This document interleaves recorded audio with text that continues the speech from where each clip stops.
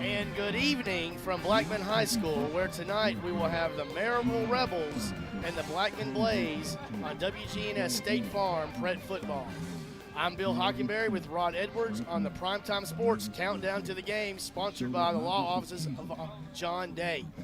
And Rod, big 6A quarterfinal game tonight between the Blaze and Maryville, and should be an exciting matchup tonight. It is. And basically, Maryville is the gold standard for East Tennessee, and we know that they've been hard to beat, especially at third place. They've only lost one time in the playoffs at Maryville in the last probably 30 years, I imagine. It goes back in the 90s. So it's an exciting time. It's probably one of the biggest games that's been on here at the Inferno for the Blaze. The quarterfinal, they played quarterfinals before, but usually they have not been here. There was one exception with Oakland, but this is more mystery to it because it's somebody from a different area. Absolutely, and we're going to get more into this game and some other games. When we return, it's the Rick's Barbecue Roundup as the Prep Sports Countdown to the Game continues, sponsored by the law offices of John Day. Since 1966, Fans Heating and Air has been a symbol of quality for Murfreesboro and Rutherford County. For friendly, complete service on Amana, Bryant, or American Standard Heating and Air products, Fans will do it all. Sell you your choice of products and then install it with their factory-trained, experienced professional staff. In the unlikely event you need service, Fans will be there with trained technicians. Fans Heating and Air is located on Jayhawk Court. Call 615-893-7930. Fans Heating and Air. WGNS Radio and Big G TV cover prep sports like no one else. Brian Barrett, John Dinkins, and the Primetime Sports team bring you the sights and sounds of every game on State Farm Prep Sports, where local teams and big moments come to life. Hear every game on FM 1019, 100.5, AM 1450, and WGNSradio.com, or watch on YouTube, Facebook, and more. WGNS and Big G TV, your front row seat to Rutherford County Prep Sports. At Dr. Automotive in Smyrna, we're committed to providing local car owners with top-notch auto repair services. Let's hear what some customers have to say about Dr. Automotive. I just really appreciate Danny and his whole team. I always feel like I'm going to get great service and the right outcome. You just don't find any better people. He's always been very good. We've got the cure for your car. Dr. Automotive, keeping your car running smoothly, mile after mile. Visit our website, smyrnaautorepair.com. Hi Murfreesboro, this is Amanda from Animal City. We're at 919 Northwest Broad Street. This is the time of year where we have lots of amazing adoptable cats and kittens. So if there is a furry feline companion in your future, come in and see us. We are so proud to be Murfreesboro's pet destination for 35 years. Animal City, we have lots of amazing adoptable cats and kittens. Animal City, 919 Northwest Broad Street. Family owned and operated. Message provided by the Rutherford Opioid Board. What's the location of your emergency? I think my kid OD'd. Hi, I'm Craig Harris. I'm County Commissioner of Rutherford County. One of the reasons I ran for office is because I wanted to bring awareness to the opioid epidemic that's impacting our county. To stop providing this epidemic with people as we educate. 946 overdose calls countywide in 2023. We have a lot to do, and we have to come together as a community, because this problem's not going away. It's Brian, and as a customer of First National Bank of Middle Tennessee, let me tell you how they can show up for you. Whether I need help navigating a financial decision or just a question, I know I can pick up the phone and talk to someone who's right here in our community. In a world that's becoming more impersonal every day, it's good to know that First National Bank of Middle Tennessee is always there with real people who care. First National Bank of Middle Tennessee. We show up for you. Member FDIC, Equal Housing Lender, NMLS 401715. I'm State Farm Agent Celeste Middleton, and you're listening to Prep Football.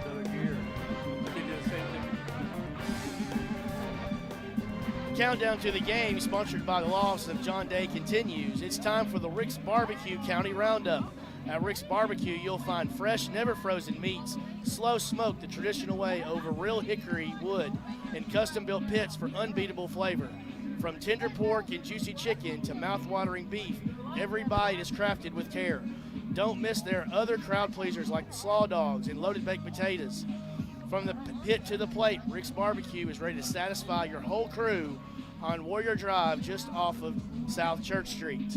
And Rod, we are back, and we got three really intriguing matchups tonight. And let's start with our first one. It's the University School of Jackson, who is 10-1, playing at PCA 9-2, and this game will be at MTSU tonight. Right, that's exciting for Murfreesboro to host a game like this, the semifinal of the Division 1 of the Division 2 of the single A teams.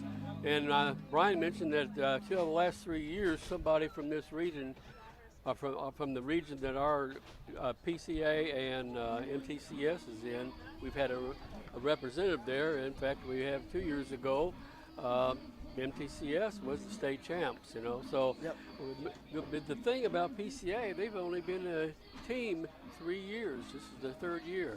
Yeah, and it's, playing a playoff game at MTSU brings back great memories of the old Blue Cross Bowls being over at MTSU. And, PCA should have a huge crowd over there. We know USJ travels well. Sean Berghofer, the do-everything guy for PCA, leading the Lions over there, and should be a real entertaining game tonight. Yeah, it should be.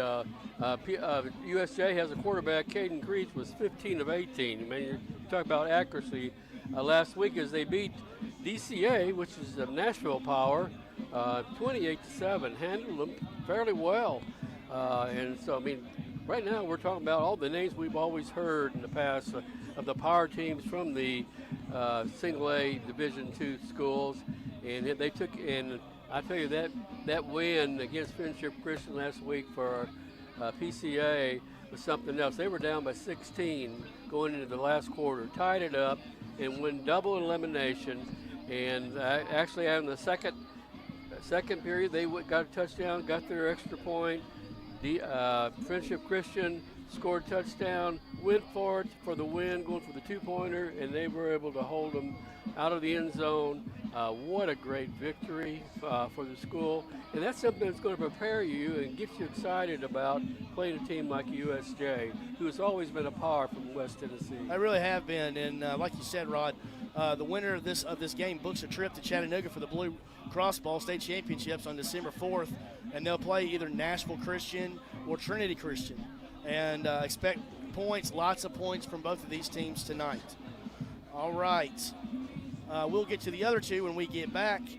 That's the Rick's Barbecue Roundup continues when we return. You're listening to the Prime. Murfreesboro's favorite. It's the most magical day of the year, and you can watch it all live. Big G TV is where Christmas comes to life with coverage of the Murfreesboro Parade, Sunday, December 14th at 2 p.m. Brought to you by Kenneth Barrett for Sheriff, Middle Tennessee Electric, Farm Bureau Insurance, and Woodfin Funeral Chapels. See every float, every smile, and the moment Santa arrives on Big G TV. Streaming at wgnsradio.com/parade.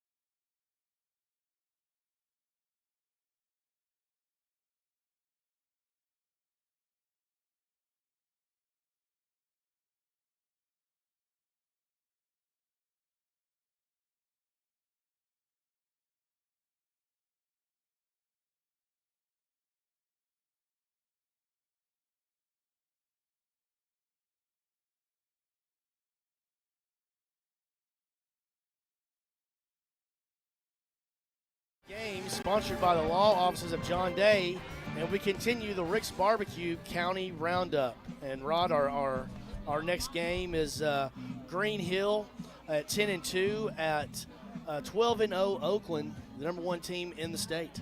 I believe Oakland has an 18-game winning streak, and so that's a big night for them, trying to claw their way back to the state championship. And Green Hill has been a real strong team. It's 10-2 right now.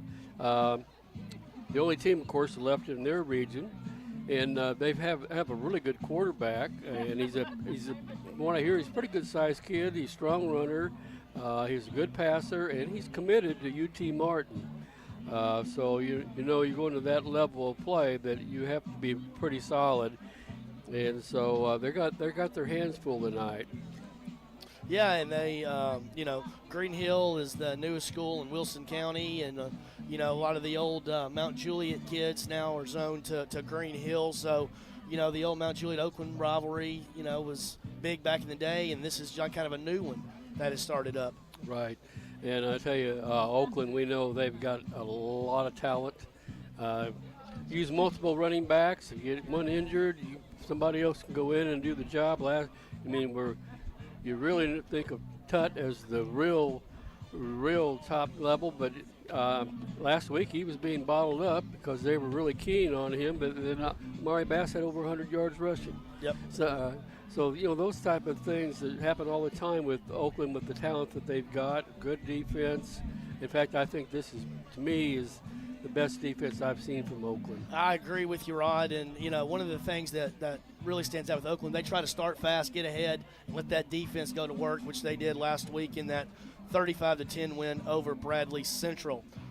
The winner of this game earns a semifinal date next week with the winner of our game, Maryville and Blackman. Which brings us to our feature game of the night, the Maryville Rebels coming in at 11-1. At the Blackman Blaze, 11-1 also. And finally, Rod, we get Maryville in Rutherford County. That's a good thing to have. It's a rough trip there, and there hasn't been a whole lot of success. In fact, Oakland's only won one game there. In the playoffs, I think they've won twice otherwise, but in the playoffs they've only won one game there. But the way things have worked out, 2 years ago, Bradley Central upset them, and then so when Oakland went east, they played Bradley Central, and of course Oakland has a nice little streak for state championships and a second place in the last 5 years. So that's something that they want to keep going. Yeah, and last week Maryville took out Riverdale in what turned out to be a 47-18 game. I know it was 12-10 early in the second half, and then they kind of got away from Riverdale. Maryville comes in with the dual threat quarterback Will Jones, who has counted for 32 touchdowns passing this season, and also 8 touchdowns on the ground. 40 touchdowns from a quarterback's pretty good season. Yeah, 2,300 yards, and he's rushed for 360 yards. So, he's a true dual threat, and he's only a junior. I thought he was a senior, but I was disappointed when I found out. I looked at the sheet today. But as I tell you, Javon Elliott had a great game last week, 13 out of 17, over 100 yards, 2 TDs, and he had also had a rushing touchdown.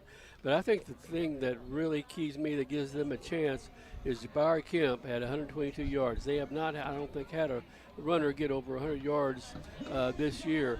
And from things we heard people talk about that went to the game, they just drove the ball down the throat of Dobbins-Bennett. And this is something they wanted to be able to do tonight. They got a strong offensive line. If they can have that hard running game, especially if the wind starts blowing hard, raining and all, that this may become which team can be who's the best on the ground. Exactly, and hopefully tonight the Blaze can get off to an early start and start using their running backs in that offensive line to kind of eat up the clock and that kind of thing. And so once again, the winner of this game will face the winner of the Oakland and Green Hill game next week in the semifinals. And that's your Rick's Barbecue Roundup. When we come back, we'll check the forecast and get you ready for tonight's game as the Primetime Sports Countdown to the game continues. sponsored by the law offices of John Day. At Wilson Bank and Trust, we believe you shouldn't have to choose between personal service and digital solutions. This is Andy Jakes with Wilson Bank and Trust. As your local independent bank, we're proud to offer the relationships and trusted service you expect, along with the tools and technology that keep you moving forward. Wilson Bank and Trust, here to get you there. Whether you're a growing business, buying a home, or planning for the future, we're here to help. Because this isn't just where we work, it's where we live too. Wilson Bank and Trust, member FDIC. Quick, convenient, efficient. 3 words that we all hope to experience when we do business. Our goal at JHA Company is to bring just that to an industry that's traditionally dictated to the customer when it's time to do business. Whether you're purchasing class pictures in a yearbook, class jewelry, a letter jacket, school spirit wear, or senior graduation products, we strive to make the experience quick, convenient, and efficient. Find out more at jhacompany.com. JHA, your one source for an unparalleled scholastic experience. At Dr. Automotive in Smyrna, we're committed to providing local car owners with top-notch auto repair services. With over 2 decades of experience, our ASC certified master technicians are experts in both foreign and domestic vehicles, ensuring accurate diagnosis and timely, cost-effective repairs. From oil changes to major engine and transmission repairs, we've got the cure for your car. Dr. Automotive, keeping your car running smoothly, mile after mile. Visit our website, smyrnaautorepair.com. Whether it's a cough, a fever, or something you can't quite name, MMC Now makes care easy. Walk right in, get seen quickly, and your visit connects directly to your MMC doctor.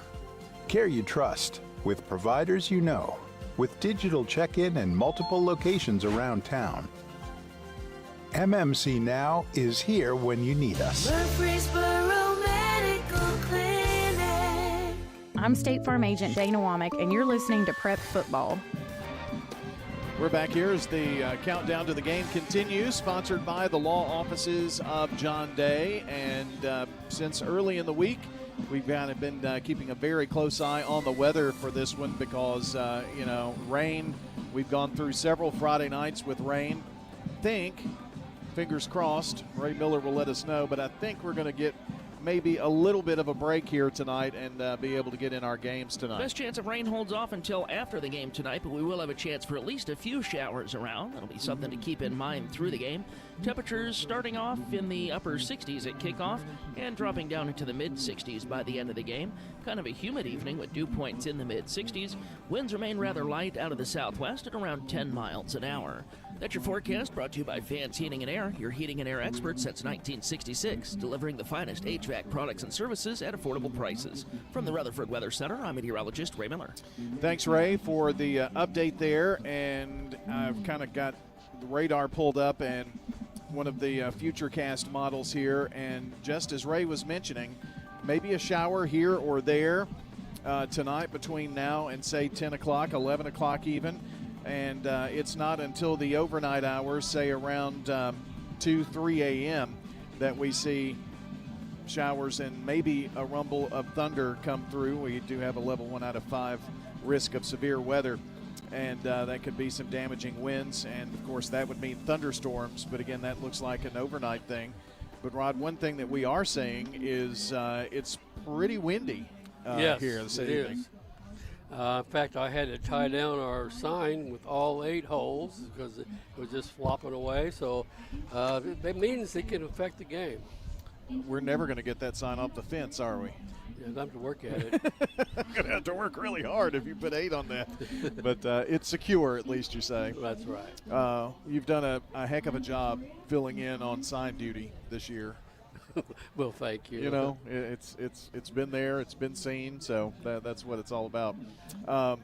Blackman, you kind of brought this up. I want to talk about an SRM solid performer for Blackman and something that they're really going to need tonight, and that's another good night running the ball. If Jabari Kemp can rush for over 100 yards, I think Blackman has got a good shot in this one. Yeah, if he can do that, that means they're controlling the line of scrimmage, and that is really important.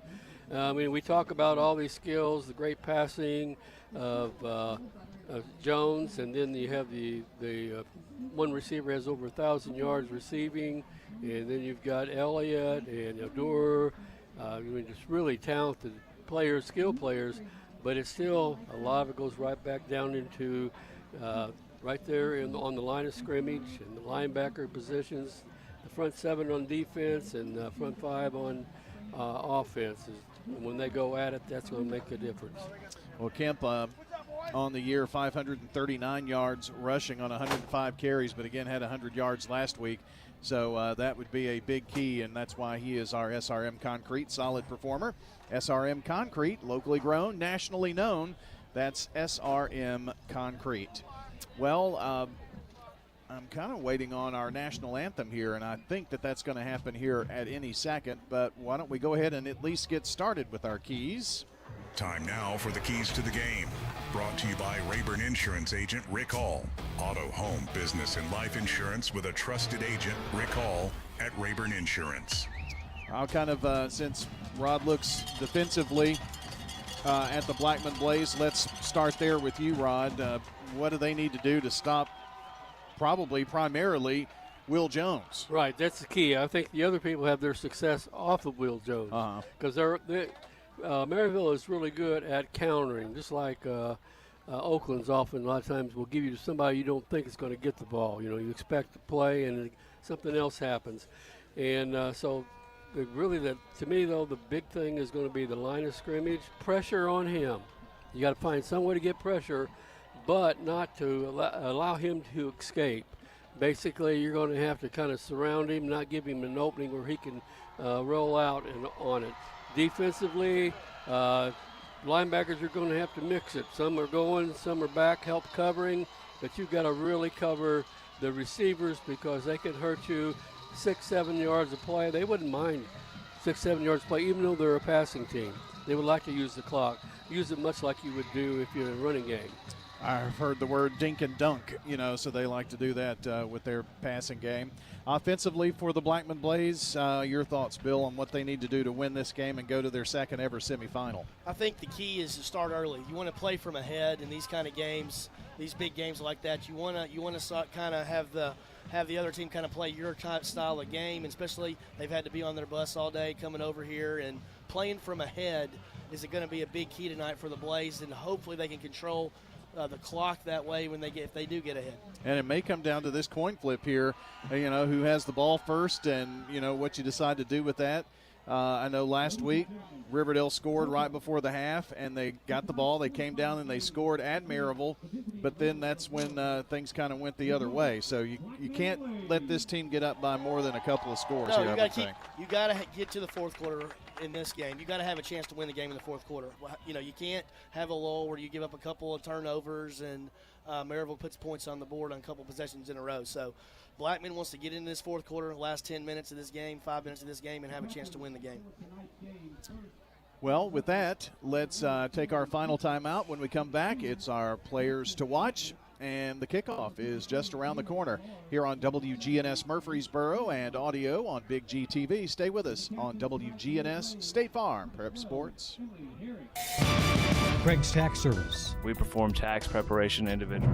In Rutherford County, we need a sheriff who leads from the front, not from behind a desk. That's Kenneth Barrett, out on calls, side by side with deputies, tackling the tough stuff every shift. He's the working man's leader, supervising with sharp eyes, serving with steady hands, keeping our families safe. Born here, raised here, he's ready to protect here. I'm Kenneth Barrett, running for Rutherford County Sheriff, and I'd appreciate your vote. Paid for by Kenneth Barrett for Sheriff, Treasurer Jam Stewart.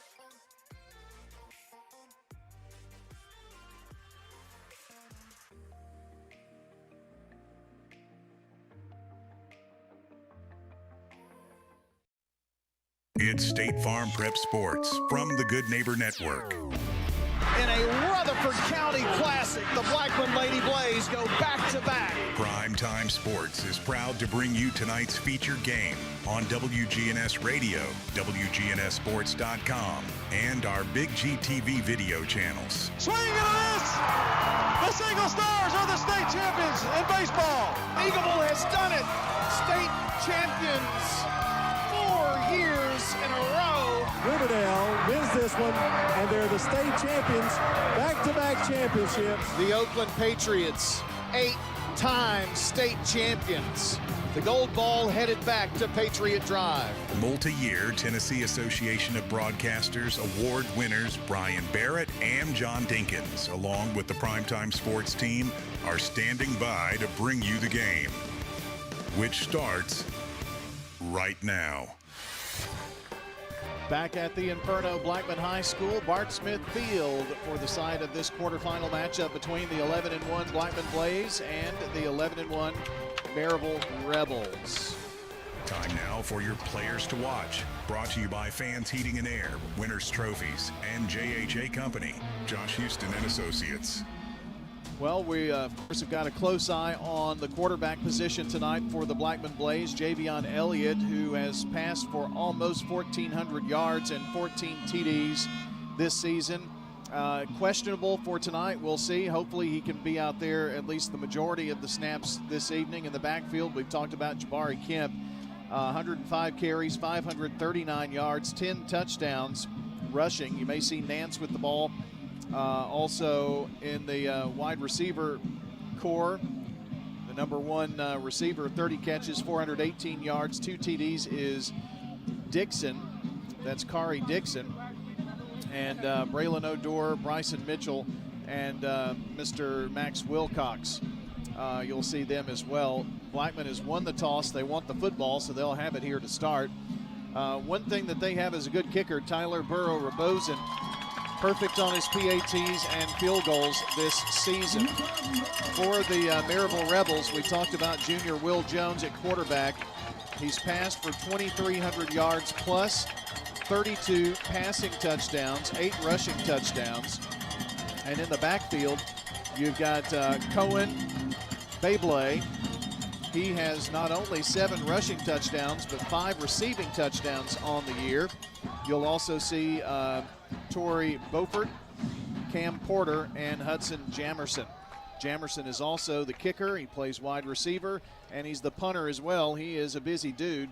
Speaking of his kicking ability, only have attempted 2 field goals this year. He's 1 of 2, with 47 being the longest. So he's connected from 47. 61 of 65 on PATs and averaging about 41 yards per punt. The wide receiver core, Torrey Beaufort, who has over 1,600 yards on 58 catches. It's crazy. 14 touchdowns. Colton Faust, 30 catches, 448 yards, 5 TDs. Julian Dixon, 19 catches, 273 yards, 3 TDs. And Jamerson, I told you about him. He's got a TD as well, receiving. You'll see Faust, Beaufort, and Tucker on special teams. And for the Blaze, Emery Harrison, Kari Dixon, and James Stevenson, who had a kickoff return for a touchdown on the season. There we go with our players to watch. It's time to get rolling here in this one. Thanks to Fans Heating and Air, Winners Trophies, and JHA Company. Josh Houston and Associates will be keeping a close eye on Oakland Green Hill. The winner of that game faces the winner of this game with a spot in the Class 6A state championship game on the line. We hope it's Blackman and Oakland. Also, good luck to PCA, who are playing at home tonight versus University School of Jackson. And toe meets leather. We are underway, and this hits the crossbar and bounces over on the kickoff. Wow. You don't see that very often, Brian. No, you don't. And that was Colin Stringer who did that kickoff there, number 35. On the Arena League, that's worth 3 points. So I know. I'm glad we're not playing arena ball here. Luckily, we're not tonight. So Blackman will have it at the 20-yard line, moving left to right. Got some interesting stats I can share on these two teams here in just a second as we go along. Two receivers to either side. One in the backfield and a quick drop back. Looking, and it is Elliott at quarterback. Throws it left side and complete for about a 13-yard pickup there on that far sideline. And that was Kari Dixon who made the catch over there. Great job for Elliott buying time right there.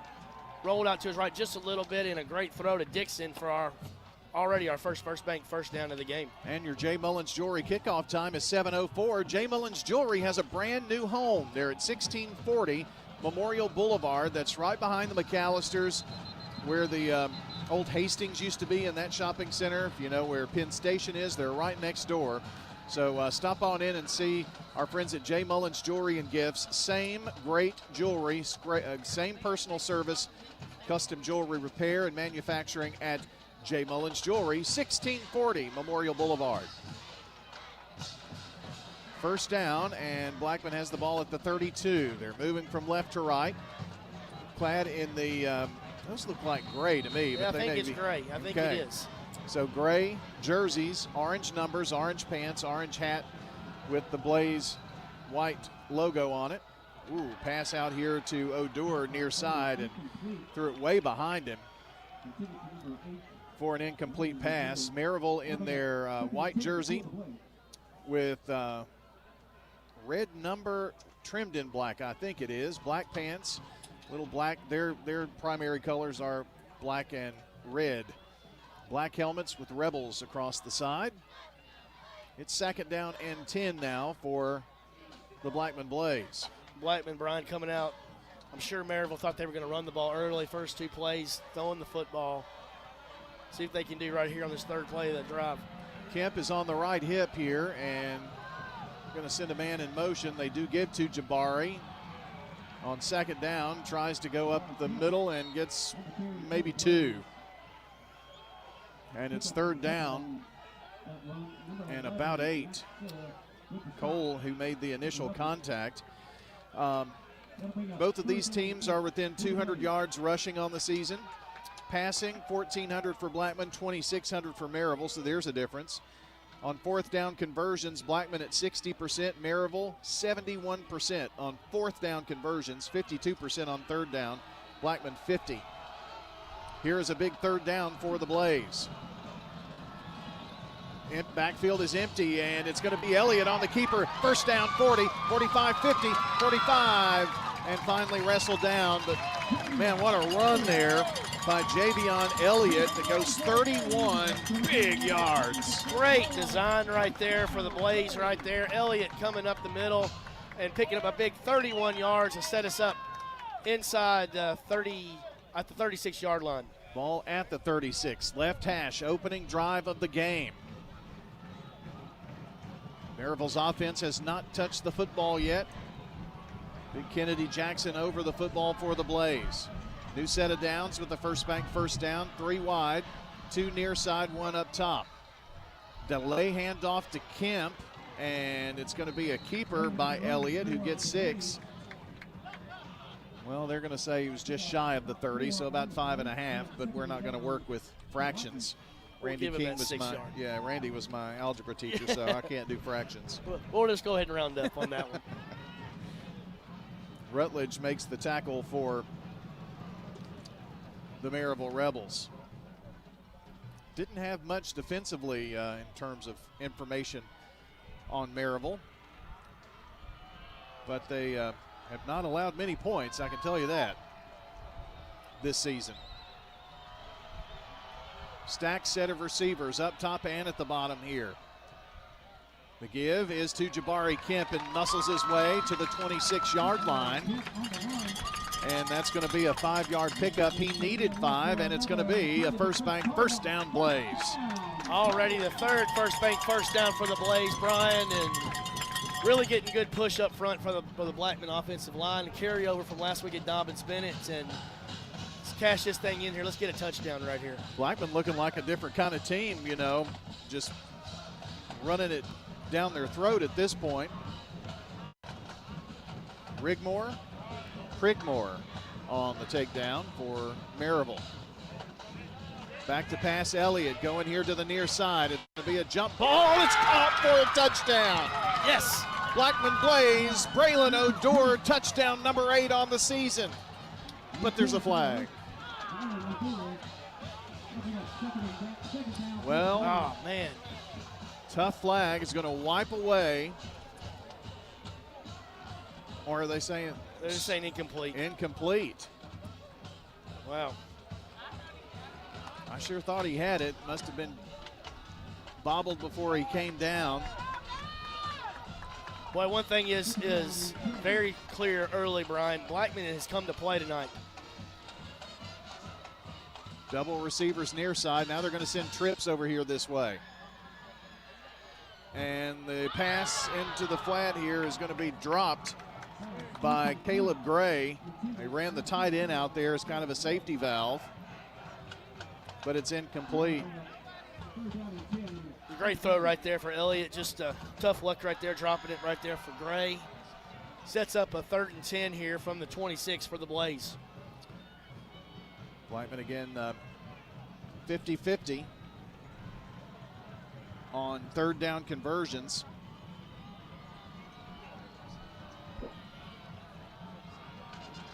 So huge 3rd down here. Bunch set of 3 receivers here at the bottom, all around the hashes. Another receiver up top. Looking to the right now, flushed out of the pocket and throwing on the run to Braylon O'Dour. He's going to be very close to the stick. He got pushed back, needed 10, got 9. And it's going to be 4th down.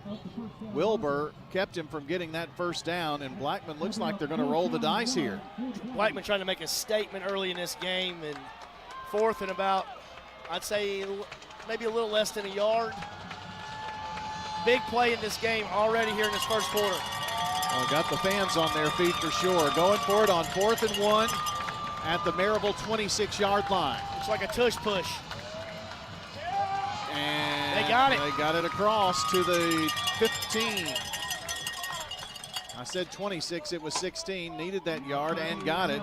It's a First Bank 1st down here in the John Day Legal Red Zone. Blackman Blaze going for it on 4th down and converting.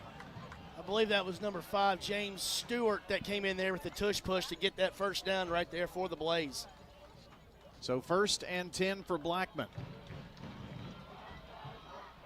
Far side is Kari Dixon. 2 near side receivers for the Blaze. Extra line on the near side, and this is where Kemp's going. Finds a hole to the 10, to the 5. And brought down inside the 5-yard line. Runs for 11 yards, and it's 1st and goal Blaze. Just a great job right there for Kemp, reading that block right there, getting it inside the 10-yard line at the 5. 1st and goal for the Blaze. And their sniffer, Smith, is the one who made the tackle. I hope he makes a lot of tackles tonight, because that means we're in the 2nd level. Ball is just across the 5 at the 4-yard line. 1st and goal from the 4. 7:18 to play in the 1st quarter. Opening drive of the game. Elliott back to pass, looks like. Now he's going to tuck it and run, and just kind of crumbles to the ground. And going to lose 3 yards back to the 8. Unfortunately, just kind of slipped on that one, Brian. But held on to the football. We're still in good shape. 2nd and goal from the 8. Pretty good Maryville crowd from across the way. Made the trek down 40, and then probably 840 to 24, and then it got caught in traffic. But they're here. Really good quarterfinal crowd here at Blackman tonight. Give us to Kemp, and he's going to be drugged down by Rutledge, number 2, I believe it was. Going to get only a yard there. And it is 3rd down. Ball right at that's the 8-yard line. 8-yard line. They didn't give him anything. No. Big play right here, Brian. Need to take care of the football if nothing else. Love a touchdown right here, but we've got to come away with points here on this drive. Far side receiver Dixon, 3 here to the near side. Likely an end zone shot here for the Blaze. Nope, it's a run right up the middle and in for the touchdown. I think that's Odor. Wow, what a call right there. Right up the middle for the Blaze, touchdown. That was Nance. Nance on the run. Micah Nance, his 5th touchdown of the year. And the Blaze fake everybody out, go to the ground game, and get the TD. Toots touchdown for the Blackman Blaze, and Micah Nance, number 2, on the run. Here's the kick, which is up, and it is good. Your score, 7-0 Blackman Blaze on the opening drive. Take it down the field and score. It's 7-0 Blackman. State Farm Prep Sports.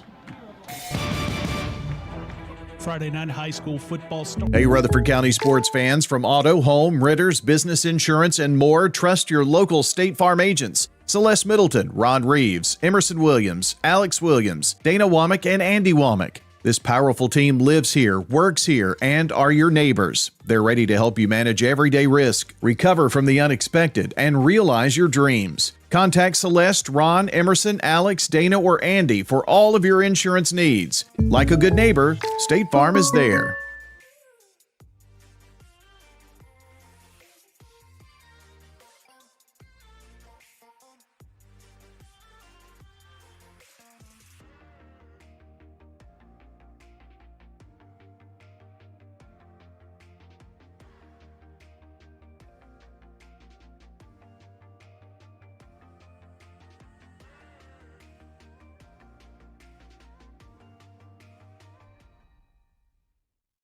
I'm State Farm Agent Ron Reeves. You're listening to Prep Football. And the Blackman kickoff by Burrow Rabosin is in the end zone, so it'll be a touchback. Your score here, 7-0. That's right, Blackman leading 7-0 here. And Green Hill scores on their opening drive to lead Oakland 7-0 on your Jennings and Ayers Funeral Home scoreboard.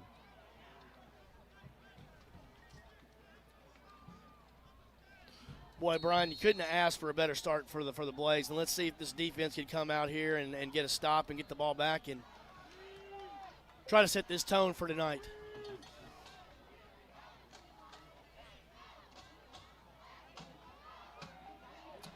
First and 10, they can run it to the right side. Oh, it was a pass. It was Jones. Anyway, 5 yards. I was trying to update my scoreboard here, which is not cooperating, of course. Get everything updated for you. I think that was Beaufort that caught it. Okay. So the pass was Beaufort from Jones. Got like 3 scoreboards to update, and I didn't get things done in time. So we'll work at it here on second down for the Rebels. 4. It's a pitch over. And coming to the near side is Bayblay, and going to get it to the 30-yard line. That's going to be very close to the first down marker. I think they're going to give it to him. I'd be surprised if they didn't right there. Thornton on the tackle. So we've got everything updated for you at wgnsradio.com/scoreboard. First and 10 for the Rebels. Jones, again, 2,300 plus yards passing. Whirls it this way to Beaufort, and he's going to be taken down for a loss. He was chased and chased. I think that was Emory Harris, maybe, number 12. That was great tackle right there for the Blaze. To lose a couple yards right there and set him up in second and long. Harris with 23 tackles on the season, 1 for loss before that one. Also has an interception on the season. So second down and a loss of less than a yard. So just over 10 to go. 2 wide near side, 1 to the far side. They fake the handoff and pass right across the middle, and Colton Faust is clobbered. He made the catch, but man, he was like hit from both sides there, and he is shaken up. I can understand why. I mean, he was absolutely crushed. Nothing dirty about that No. hit, Brian. It's just that's where the ball took him. Darian Davis was the one who did all the damage there for Blackman. And, Bill, that ball was thrown kind of high, and it really put him in a very vulnerable situation is the problem. And he's trying to, save his quarterback from really getting an interception right there. He didn't go catch it. Blackman probably picks that ball off, and unfortunately he paid the price right there. And hopefully the young man will get up here in just a second. Well, I want to remind you that tonight's coverage of State Farm Prep Sports is brought to you in part by Ideas Tees, Dan France Concrete, Jennings and Ayers Funeral Home, along with Middle Tennessee Christian School. And the junior Faust does make his way up, and he's going to use the help of the trainers who came out. He's not one to put a lot of pressure, but he's walking a little better now. He's a little wobbly as he started off. Man, that may have been one of those cases of, seeing triple. Yes. Well, third down here for the Rebels. Can Blackman get the ball back? They lead 7-0 with 3:42 to play in the first. The Rebels roll out with their tight end Douglas to the far side. They send trips over there. Empty here near side. Now they're going to send Beaufort in motion in the backfield. Little misdirection, but they tried to run it, and there's nothing doing. No, sir. Shut the door. Blaze just really swarm into the ball. I think that was Porter on the carry, and that's just a great stop right there for the Blackman defense. Sets up the punt situation, and Blackman, be careful of a fake right here. We have seen it many times from Maryville over the years. Boy, they have. They may not have as big of a trick book as Bradley Central did last week, but they seem to pull out at least one play per game, and it's Hudson Jamerson, who is their kicker and punter.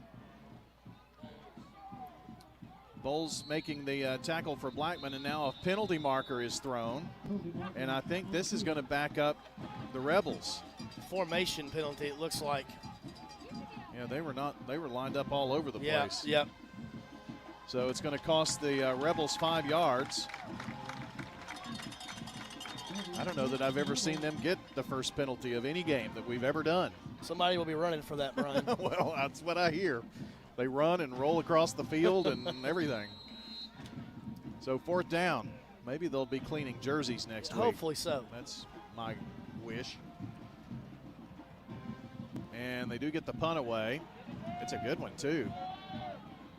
It is going to take a bounce, and it's going to bounce, and inside the 10, it's going to roll, and it's going to roll to about the 8. Man, what a leg by Hudson Jamerson. That had to be 60 yards or more. Yeah, he is the one who hit the crossbar. So 7-0 Blackman here, 7-0 Green Hill over Oakland. I just got an update. It's 7-7. There we go. 4:18 to go, so Oakland scores on their first drive, it looks like. So tied up, Oakland and Green Hill. First and 10, Blaze leading Maryville, but they're backed up at their own 7 is where they officially mark it. 2:19 to go here in the first. Javion Elliott fakes the handoff, passes near side. It's Odor. He's at the 15. He's going to barrel his way to about the 18-yard line. Braylon Odor, about a 12-yard pickup there on the pass and catch. Just a great job by Odor and Elliott on the same page, and hit him right in the numbers. Great job by Odor exploding through there to get another Blaze first down. Cole made the tackle for the Maryville Rebels. First Bank investing in Rutherford County and invested in every drive down the field.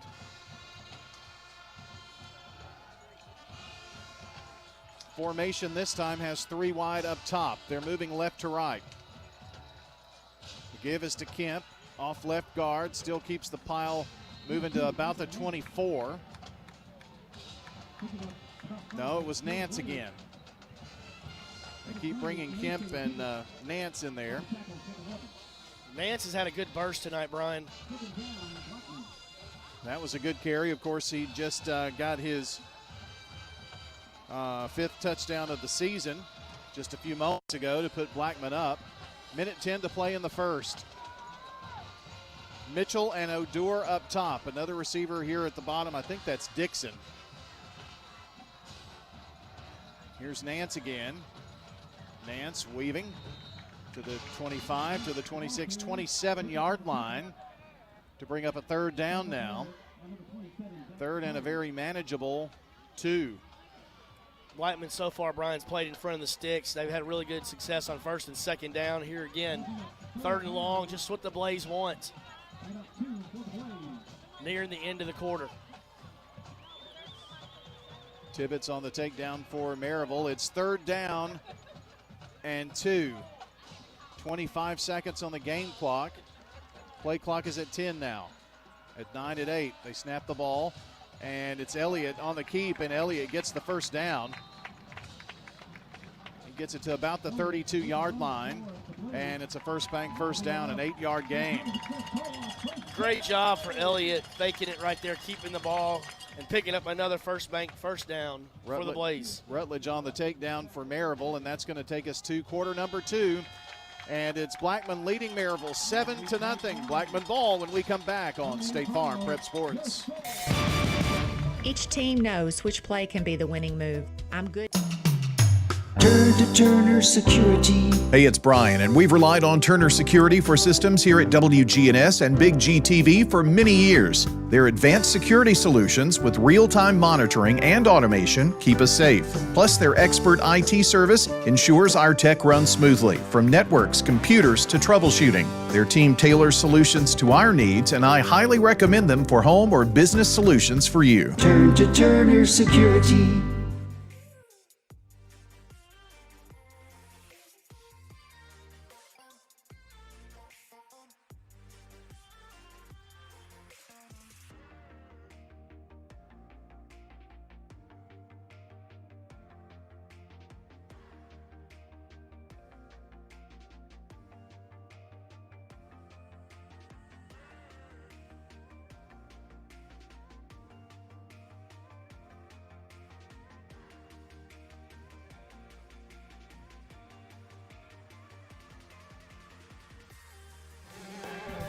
Blackman has it, first and 10 at their own 32. They move from right to left from our vantage point here atop the home side press box, where there is not room for one more person, I don't think. Really good crowd here, and Maryville's got the stands packed across the way, the visitors from East Tennessee. If you win this game, you're in the semifinal. There is no way for Blackman to host. Blackman would go, well, they would host if it's Green Hill. They would host Green Hill or travel to Oakland if they can get past this game with the Rebels. And a whistle, as the play was going, they're going to call false start against the Blaze and back them up 5. The first penalty of the night for Blackman. Scores rolling in, of course.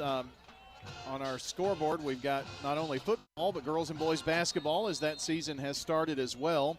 We will not have a game next week, basketball-wise. We're hoping for football next Friday. But Monday and Tuesday, the Middle Tennessee men play in Cabo, and the women play in Destin. So they've got some classics that they're both playing in down there. Nice destination this time of year. First and 15 now. And here's a run right back to about the original line of scrimmage by Nance again. 5-yard gain to bring up second and 10. Rutledge was the man from Maryville who brought him down. Really like what I've seen in the beginning right here, Brian, from Nance. And I know Maryville's really been keying on Kemp, but Nance has given him a good burst tonight.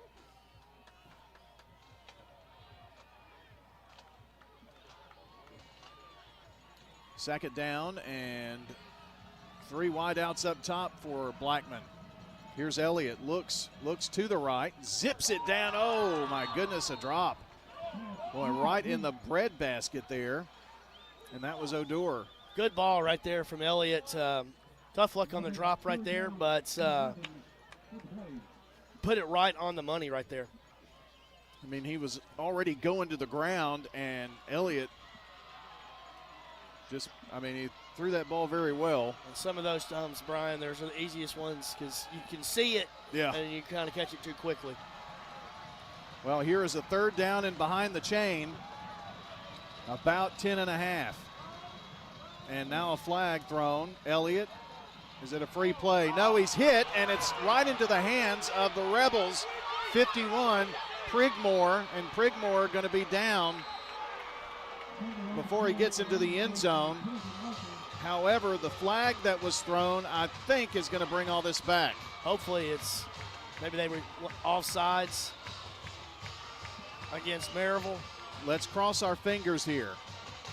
Otherwise, Maryville has the ball in the red zone. I don't know. Looks like it's going to be Maryville football. Legal shift. Oh. And that is declined, and it is going to be a huge turnover there by Blackman, and puts the ball at the 13-yard line. Got to call on this Blackman Blaze defense here now. Got to rise up right here. Got to pick up your offense, keep them out of the end zone. Step up right here. Well, the scoreboard's a little premature. It already has the touchdown up there. 11:07 to play here in the second quarter. 7-0 Blackman. But after the turnover, it's 1st and 10 for the Rebels. Jones slings it out left side and wide open to the end zone. An easy one for Torrey Beaufort. He's got 15 touchdowns now on the season, and we're an extra point away from being tied. A costly turnover by Blackman. Unfortunately, right there, that was a good run after the catch from Torrey Beaufort to get the Rebels on the scoreboard. That only took 58 seconds.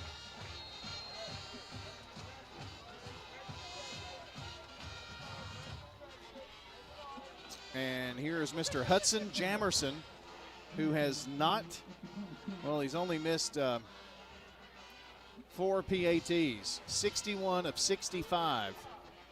And this one is through the uprights. So we're all tied up, 7-7. Blackman gets the ball when we come back. Second quarter, State Farm Prep Sports.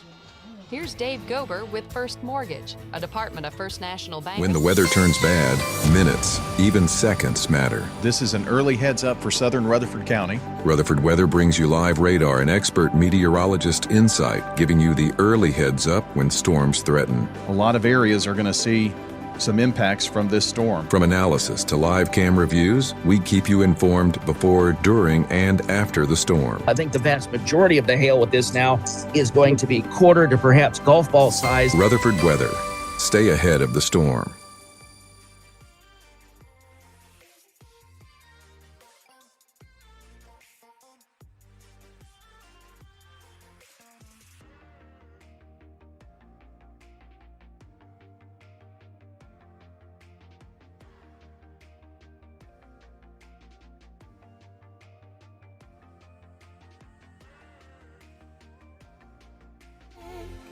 I'm State Farm Agent Andy Womack, and you're listening to Prep Football. Murfreesboro Medical Clinic brings you our coverage on Big G TV. Here's the low screaming punt, going to be picked up by Blackman at the 20. Tell you more about MMC. Big hole, 35-40, 45, and finally wrestled down on the return. James Stevenson has already had one kickoff return for a touchdown. He was one block away from being able to get out of that one, but a huge return. Boy, what a job right there from Stevenson. I thought he was going to run over the kicker right there, Brian, and go on, but I think the kicker kind of got him down there. Yeah. A great field position right here for the Blaze. MMC is the only multi-specialty physician-owned practice in Rutherford County, so stop by MMC online at mmclinic.com. 1st and 10 here for the Blackman Blaze. Need to get back to Blackman football, and here's a nice run into Maryville territory. And that was Nance again, I think. I believe it was. Okay. Sir on the tackle, or Sear, I think, S-E-R-R, says, pronounced like the old store, Sears. Yes. I believe that's Daniel Smith in the backfield, number 3 right now. Yep. And he's going to get the carry. takes it right side and gets maybe about a yard, and that's going to be it. Nice hard hit right there, trying to get low. They're going to the second quarter over at Oakland. 7-7, but Green Hill has it first and goal at the Patriot 4. So a bit of a war there as well. Third down. Winners trying to get to the semifinals. Tibbetts and Henry on the tackle for the Rebels. Blackman sending 3 up top, 1 at the bottom. That 1 is Dixon here on the near side. Elliott stands in the pocket. Now he's going to be flushed out. He's going to throw it on the run as a man there, caught at the 30, at the 20, and finally down and out of bounds. Daniel Smith. And it was Daniel Smith with the big catch, and the Blaze have it in the John Day legal red zone at the 19-yard line. Boy, I wouldn't have given that play a 10% chance. What a great job of keeping the play alive by Elliott and finding Smith out of the backfield on the right side to get a first and goal, or first and 10 in the red zone for the Blaze. I'll preface that by saying a chance without a flag being thrown too. Yes. Going back to the ground game here. And they're going to get it across to the 15-yard line. And the ball carrier was Nance. So picked up some positive yards, about 4 on that first and 10. 8:52 to play in the first half. We're all tied at 7. And the Blaze driving here. Sears once again with the tackle. And second down. Mitchell and Odur out wide right. Ball from the left hash. Elliott looks right side, looks toward the end zone, and it's caught by Braylon Odur. Touchdown, Blaze. Wow, what a throw. Elliott to Odur for the Blaze. Touchdown. That goes 15 yards for the TD. Touchdown number 8 for Braylon Odur. Elliott is on the money so far tonight. It really has been, Brian. Great job by the offensive line, giving him time, and a great throw and catch from Elliott to Odur. And after that Toots touchdown, don't forget, reminder that Toots is open all weekend with that full rib platter. You can get that at Toots. Have been for 40 years. The extra point by Burrow Rabosin is good. And the new score, Blackman 14, Maryville 7 on State Farm Prep Sports. Jennings and Ayers Funeral Home has served Murfreesboro families with compassion and care. Get ready for an unforgettable night and support First Shot. Autumn at the Alley is coming to Oakland's Mansion Tuesday, September 24th from 6 to 9 p.m. Sip on fine bourbon, wine, and spirits, enjoy premium cigars, and feast on incredible food from the Alley on Main, all while enjoying live music under the stars. Proceeds benefit First Shot's Academic All-Stars and Send the Kid to Camp programs. Find out more on their Facebook page and through Eventbrite, Autumn at the Alley, September 24th.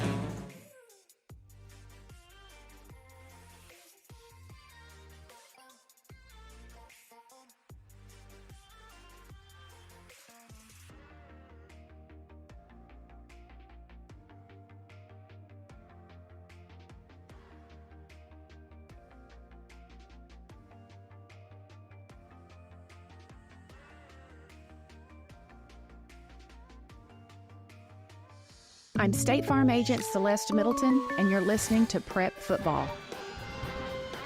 Second quarter, 14-7.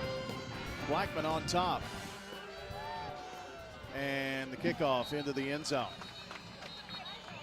Boy, yes. Wind's blowing out, but these two kickers kind of putting on a show here tonight. Both teams, honestly.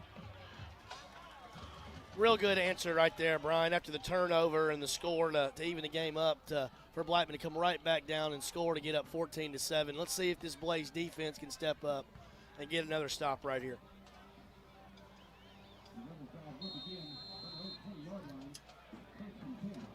So it's 1st and 10 for the Rebels now. And Will Jones sends two receivers far side. They're lined up one behind the other on the numbers. Another on the numbers here near side. Jones back to pass, slings it. Big home run, ball is incomplete. Overthrown to the intended receiver, Faust, I believe it was. No, it wasn't. It was Douglas, 88. He's a good-looking football player. Pass just a little touch overthrown right there from Jones. Good coverage over there by the Blaze. And Blackman sent some pressure back there, so maybe forced him to put a little more on it. Who knows? Jamerson is going to be one of the wideouts, one of three on the far side. And they go back to the ground, and unfortunately for Porter, he kind of ran into his own guy there for a couple of seconds, then does finally get it to the 22. Brings up third down. Boy, really good job by the Blackman defensive line again, Brian, setting up this third and long. See if they can get a stop and get off the field again. Levy made the tackle for Blackman, 32 on the season, 2 sacks, 3 tackles for loss. See if we can get some pressure on Jones this time. Bayblay in the backfield. He's going to block, giving time for Jones, who's hit as he throws it, and incomplete, no flags. Great defense downfield, and that pass intended for 18, Grayson Myers. Boy, great job by the Blackman defensive line right there, getting the pressure on Jones, which didn't let him get his motion all the way into that pass, and made it go sail incomplete, and a punt coming up for the Rebels.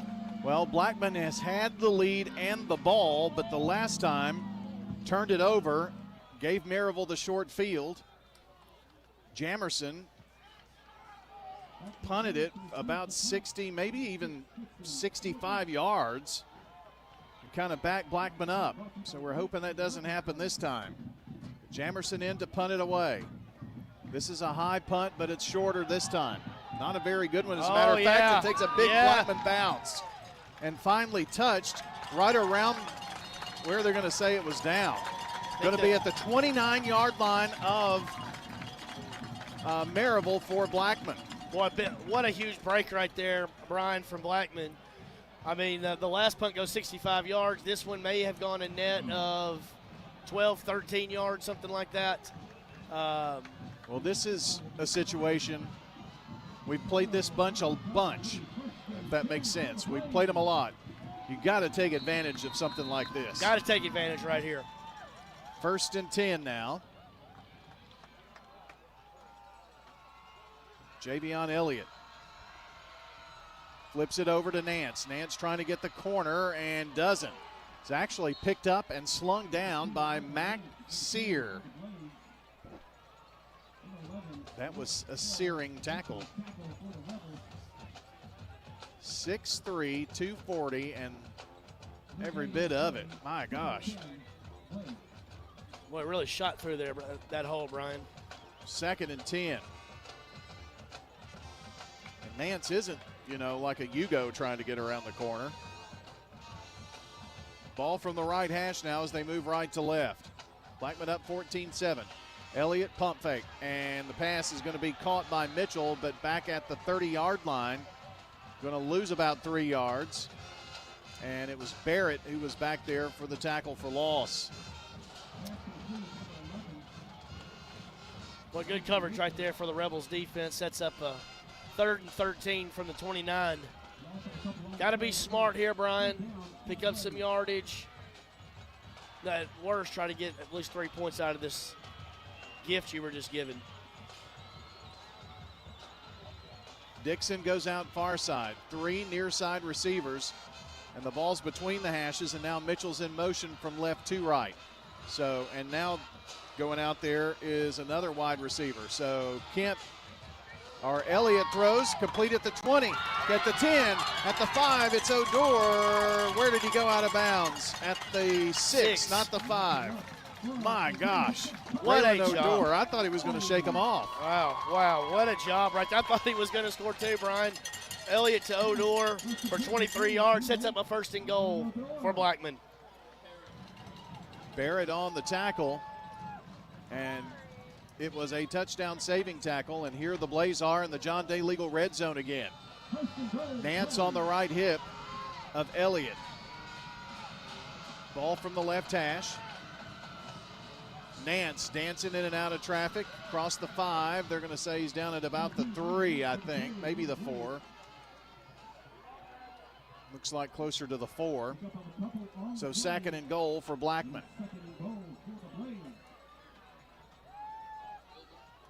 Wilbur making the tackle for the Maryville Rebels. 5:35 left in the half. Blackman is up 14-7, and they have the ball. 2nd and goal at the 3.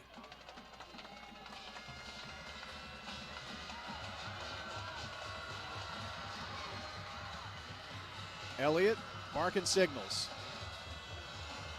Here's the give, and barreling into the end zone are the Blackman Blaze, and that is Daniel Smith, number 3, and the junior, his 5th touchdown of the season. What a great job right there from the Smith, Brian, to get that thing into the end zone to give the Blaze a 20-7 lead. Extra point upcoming after the Toots touchdown, and a reminder that Tuesday, every Tuesday, it's always Burger Day at Toots, just $6.99 with fries. Can't beat it. Bacon cheeseburger, half pound. Makes me hungry thinking about it. Burrow Rebozen for point, and it is good. So with 5:02 to play, 2nd quarter, 21-7, Blackman Blaze over the Maryville Rebels. State Farm Prep Sports. Hi, this is Wade Hayes of Toots Restaurant. In Rutherford County, we need a sheriff who leads from the front, not from behind the desk. That's Kenneth Barrett, out on calls, side by side with deputies, tackling the tough stuff every shift. He's the working man's leader, supervising with sharp eyes, serving with steady hands, keeping our families safe. Born here, raised here, he's ready to protect here. I'm Kenneth Barrett, running for Rutherford County Sheriff, and I'd appreciate your vote. Paid for by Kenneth Barrett for Sheriff, Treasurer Jam Stewart.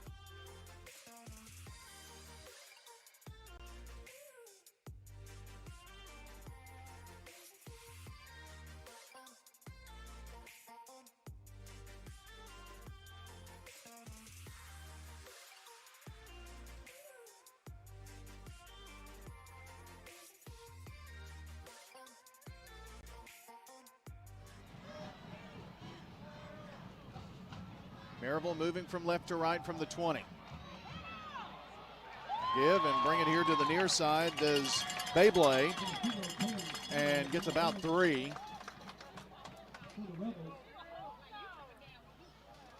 You could tell he was trying to wait for that block to get him open, and that allowed the Blackman defense to swarm him, get to him really quick. Harris on the tackle and give him an extra yard here, so 2nd down and 6. 4:30 to play in the half. Blackman up 21-7. Beyblade on the right hip now gets the pitch, and they're going to run him out of bounds. Boy, great job by the Blackman defense right there to force him. He had nowhere to go. He just had to go out of bounds. Might have got a yard or so on the play. Isaiah Bowles, the junior, ran him out of bounds. And now it's 3rd down and a long 5. And Brian, this Blackman crowd is really becoming a presence. The Blackman sidelines are trying to get everybody up to for this huge third down play. Boy, a stop here would be gigantic. In motion is Beaufort. They get it to him on the pitch. He waits for a hole to open and is swarmed. He is going to lose about 2 or 3 yards. It's fourth down.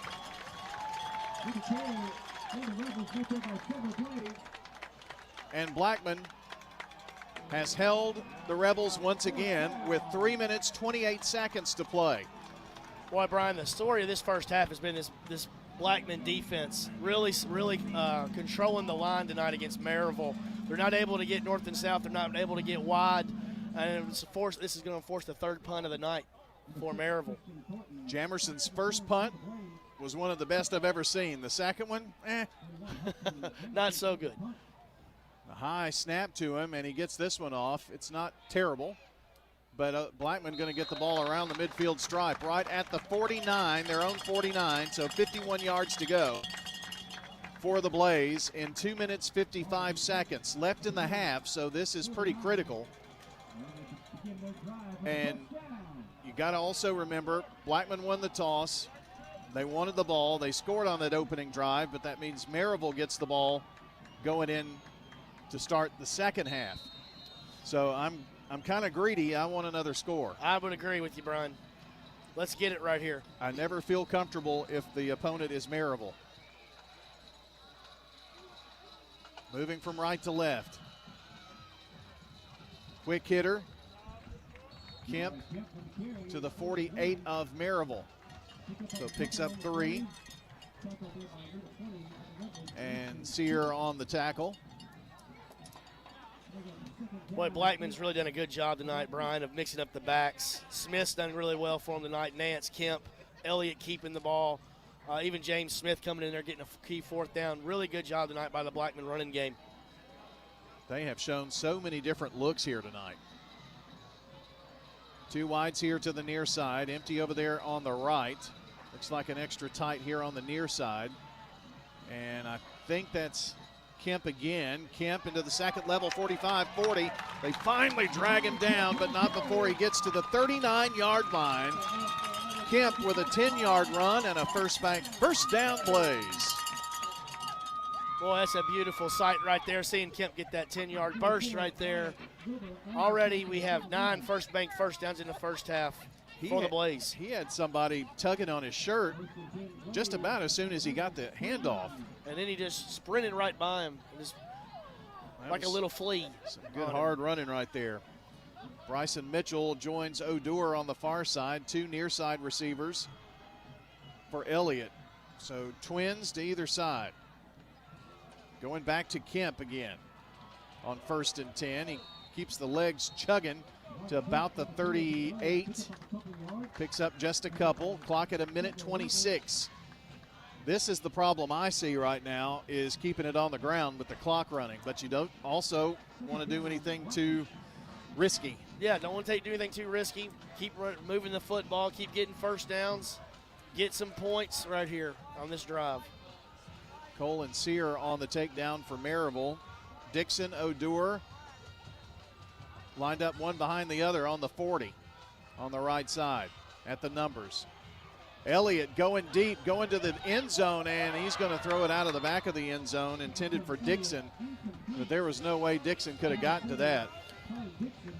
One way to look at that, Brian, is nobody from Maryville was going to be able to get that pass either. True. And it does stop the clock with the incomplete pass and brings up a 3rd down now and 8. Blackman still got all their timeouts, so the whole field is open right here. And I don't know what the kicker's distance is this year, the longest one of the year is, but 43. I'd say we're probably first down here.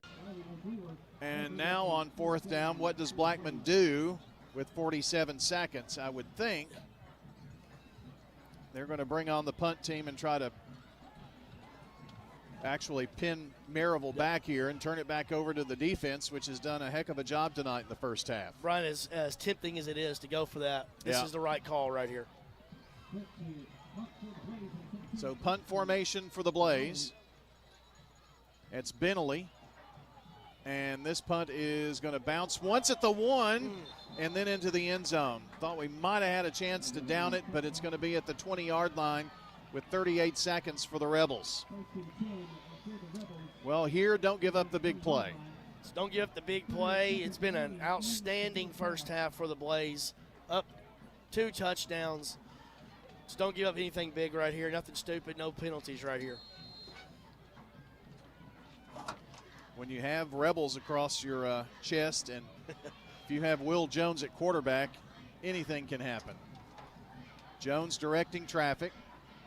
Empty backfield for him, 5 wide. 3 here at the bottom, 2 up top. So it looks like they're going to come out slinging. And in trouble is Jones. And almost brought down 3 times, but finally is sacked.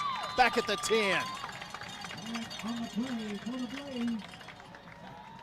He eluded 2 tackles before then being sacked by the Blaze. Boy, what a job right there. The third guy got to him back there. He got Jones on the ground, and I think that's going to end our half, Brian. That was Daniel, Jay Daniel. His 2nd sack of the season was a big one, and they are going to let the clock run down. Well, it was about as good of a first half for the Blackman Blaze as you could draw up.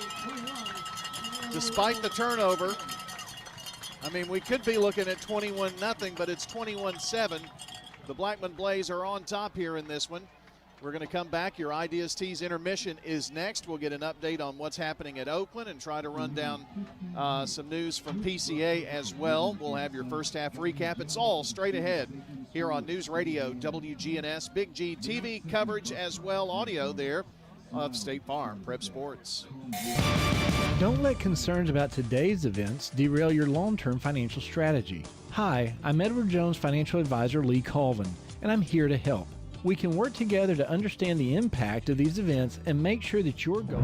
In Rutherford County, we need a sheriff who leads from the front, not from behind a desk. That's Kenneth Barrett, out on calls, side by side with deputies, tackling the tough stuff every shift. He's the working man's leader, supervising with sharp eyes, serving with steady hands, keeping our families safe. Born here, raised here, he's ready to protect here. I'm Kenneth Barrett, running for Rutherford County Sheriff, and I'd appreciate your vote. Paid for by Kenneth Barrett for Sheriff, Treasurer Jam Stewart.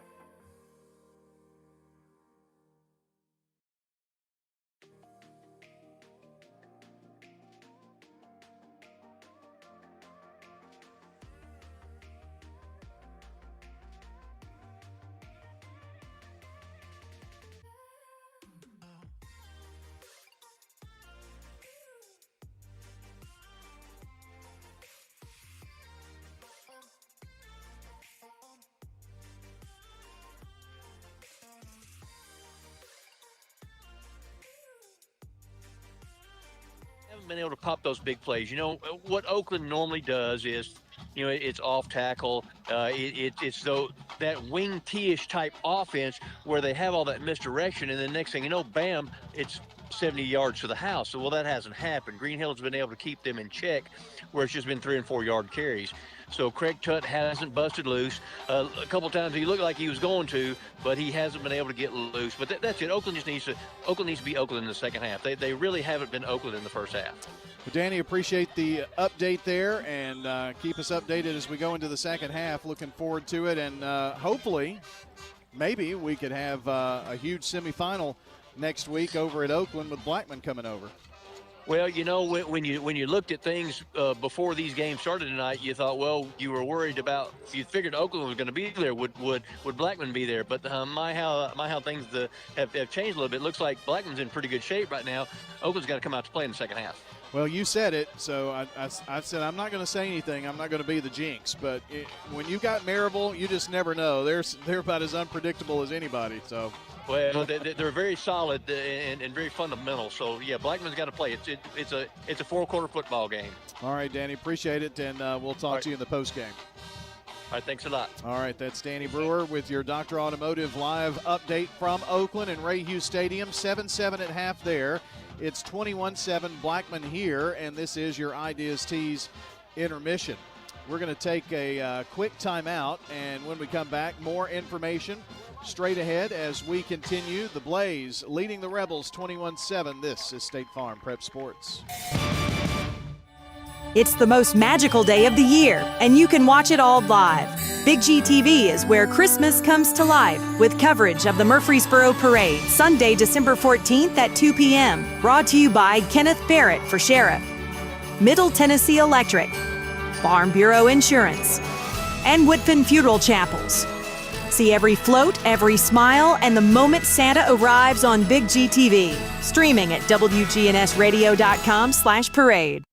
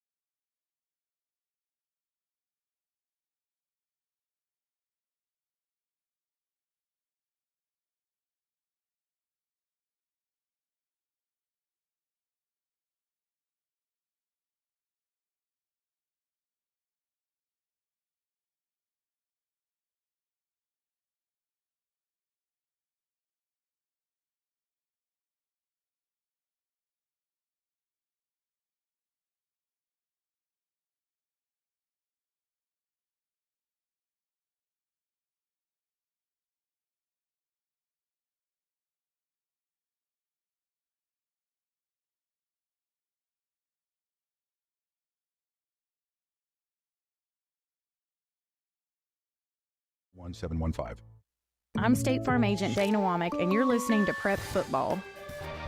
Welcome back to the Ideas Tees intermission. Time for your Craig's Tax Service first half recap. And pretty much it's the Orange and Navy of Blackman. Blackman indeed actually scored the first touchdown of the game, 5:42 to play. It was a Nance run that gave Blackman a lead that they have not relinquished thus far. Right up the middle and in for the touchdown. I think that's O'Doer. Wow, what a call right there. Right up the middle for the Blaze. Touchdown. That was Nance. Nance on the run. Micah Nance, his 5th touchdown of the year. And the Blaze fake everybody out, go to the ground game, and get the TD. Well, it was Blackman with the football. They cough up the ball, deep in Maryville, or in their own territory here. Maryville gets the ball in a 17-yard pass from Jones to Beaufort. Tied the ball game up at 7-7, but Blackman did not let that faze them. In fact, about 3 minutes later, clock time, Elliott, big pass. Ball from the left hash. Elliott looks right side, looks toward the end zone, and it's caught by Braylon O'Dour. Touchdown, Blaze. Wow, what a throw. Elliott to O'Dour for the Blaze touchdown. That goes 15 yards for the TD. Touchdown number 8 for Braylon O'Dour. And the extra point was good, 14-7. And then a little icing on the top, I guess, Smith with a 3-yard touchdown run with about 5 minutes to play in the half to put Blackman up 21-7. And that's your first half recap from Craig's Tax Service. And don't forget, the Rebels will have the ball to start the second half. Well, that is your first half recap. Craig's Tax Service, they know tax laws, and they know that they can be tricky. So get help with your taxes. Get an expert on your side, specializing in personal and business tax preparation, financials, and bookkeeping services. They're ready to help you make sense of it all. 142 Heritage Park Drive. They're just off Memorial Boulevard. 890-2233, CraigsTaxService.com. Online, Mike, Brandon, Brett Craig, Bruce Hall. They're all proudly cheering on all of our Rutherford County teams tonight and wish them all good luck here in the second half. Time to get some stats, and let's go to the defensive side first. And Rod Edwards has been keeping the defensive stats tonight, and you said, well, there's not a whole lot to say about Blackman. No, because they have not had play defense very long. Yeah. We got touchdown, came off a turnover, and about 10 yards was allowed, and after that, they pretty much shut them down. And defensively, though, Tramel Johnson, one of the interior linemen, has 2 tackles. Tristan Thornton, he's one of the leading tacklers at the defensive back position, very aggressive player. Has 2, Emery Harris 2, Isaiah Bowles 2, and Jameson Daniel had a big sack deep in the territory to just pretty well sealed the first half that Maryville could not add to the score. Well, what do you have defensively tonight for both teams? Defensively, yeah, that's what I've got. Okay. All right. Well, there you go. So there's your defensive stats. Fans Heating and Air, Winners Trophies, JHA Company. Let's look on the offensive side tonight. All right, Brian, here at the half, the Blackman Blaze lead the Maryville Rebels 21-7. In the first half for Blackman, they had 115 yards on the ground, 96 yards through the air for a total of 211 yards and 9 first downs for the Blaze. Individually for Blackman, Javion Elliott had 5 carries, 42 yards, did have 1 fumble. Micah Nance had 8 carries, 33 yards and a touchdown. Jabari Kemp, 7 carries for 34 yards.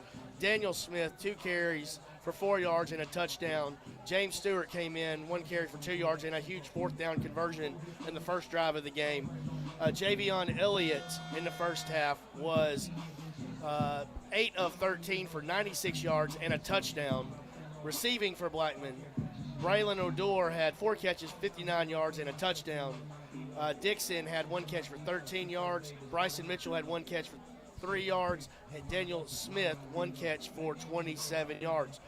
For Maryville, they had 11 yards rushing in the first half, 23 yards through the air for a total of 34 yards of total offense in the first half for the Maryville Rebels. Individually, Cohen Babley had 3 carries for 10 yards. Cam Porter had 2 carries for a yard. Through the air, Will Jones, 5 of 7, 23 yards and a touchdown. That touchdown was to Torrey Beaufort, 4 catches for 19 yards and a touchdown. And Colton Faust had 1 catch for 7 yards. And once again, the Blackman Blaze lead 21-7 over Maryville. We're going to take a 1-minute timeout. We'll come back and get you ready for the second half. Blackman leading 21-7 over Maryville on State Farm Prep Sports. I'm State Farm Agent Ron Reed. Mills Family Pharmacy. Here at Mills Pharmacy, we do compound medications. Craig Buckner with Mills Family Pharmacy. Compounding medications are prescriptions that are not commercially available or you need a special formulation. It's illegal. Hey, Rutherford County sports fans, from auto, home, Ritters, business insurance, and more, trust your local State Farm agents. Celeste Middleton, Ron Reeves, Emerson Williams, Alex Williams, Dana Womack, and Andy Womack. This powerful team lives here, works here, and are your neighbors. They're ready to help you manage everyday risk, recover from the unexpected, and realize your dreams. Contact Celeste, Ron, Emerson, Alex, Dana, or Andy for all of your insurance needs. Like a good neighbor, State Farm is there.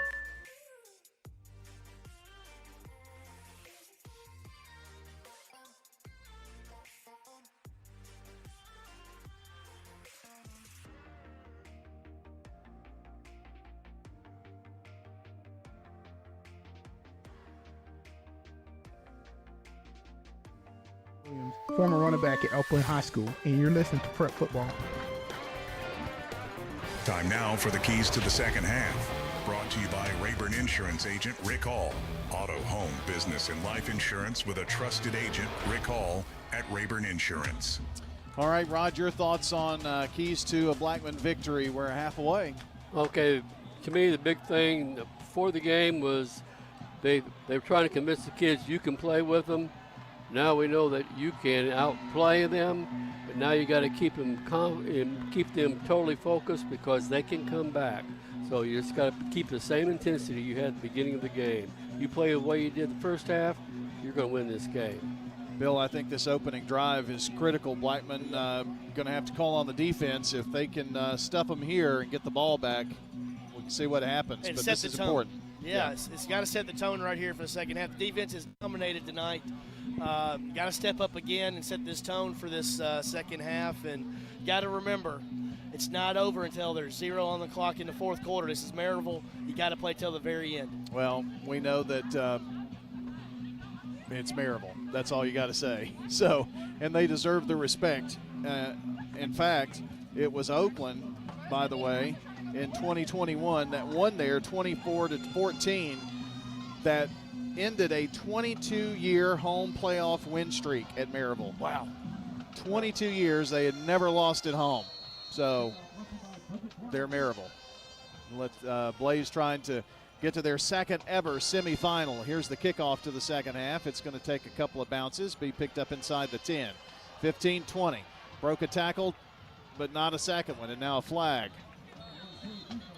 Caught him from behind at the 28, and on that return was Torrey Beaufort.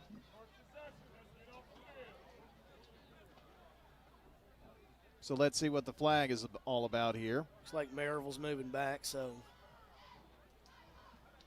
I like that. Browder on the tackle, by the way. And it is going to be against the Rebels. Procedure penalty puts the ball inside the 20 at the 19-yard line. So they'll have it moving right to left, just underway here in the third quarter. See what kind of halftime adjustments Maryville made here, Brian. You got to be ready for anything right here. Keep your pressure if you're a Blackman.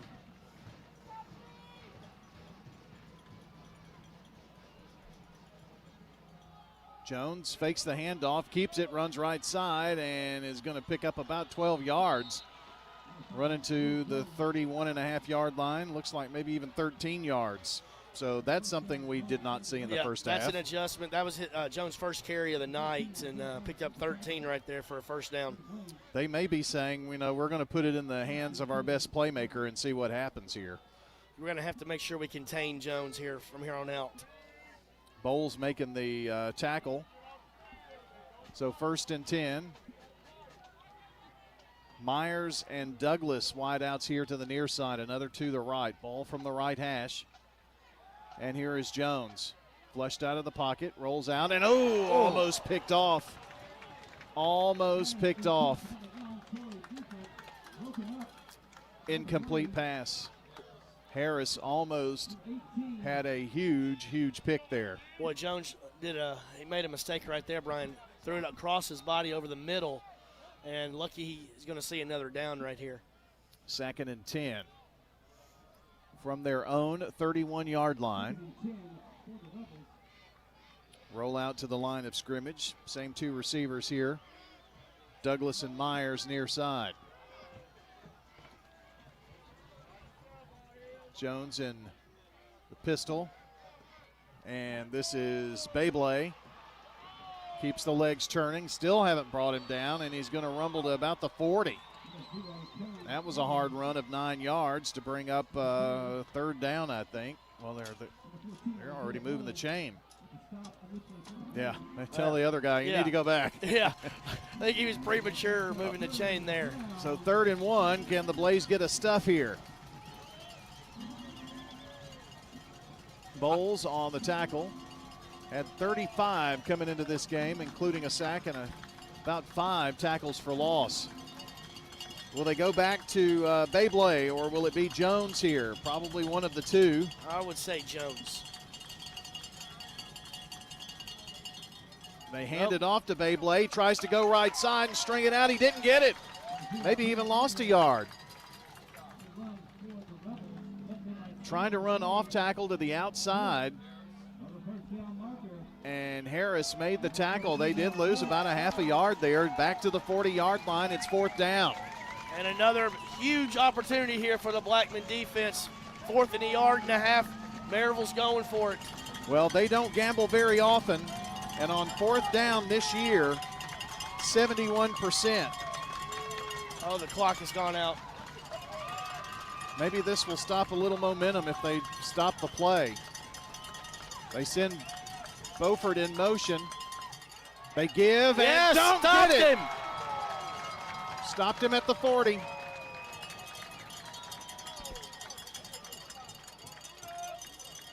I don't see this being close at all. Levy was the guy who got in there to make the initial hit, and it's going to be Blackman's football here at the 41-yard line as soon as that white hat points that way. They still haven't done so. I think he's going to call for a measurement. Oh, wow. Now and we got flag. a penalty. Oh, no. I'm not sure why we're even on the field right now.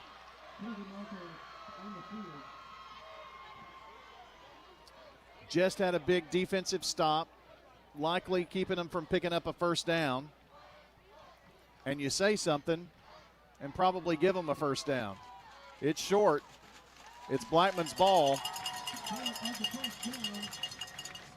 So the penalty will be marked off from the 40, so that'll put the ball at the 5, 10, 15, at their own 45, I guess.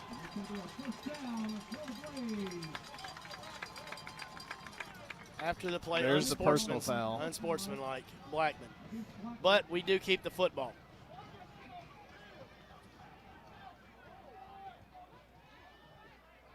So here we go back. There's 5, there's 10, and there's 15.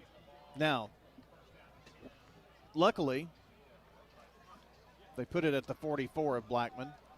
I mean, you're talking about 15 yards you gave up just because. So hopefully that is a lesson that we can learn here real quick. I think, Brian, you can learn from that one. When you don't know if it was first down, go to your coaches. Don't stay close to the referees. Just get away from all of that.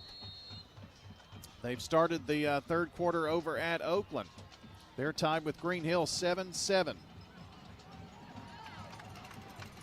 And Blackman on the first play, trying to bring the guy down. Oh, here we got something big. To the near side. Dixon reverses field, 40.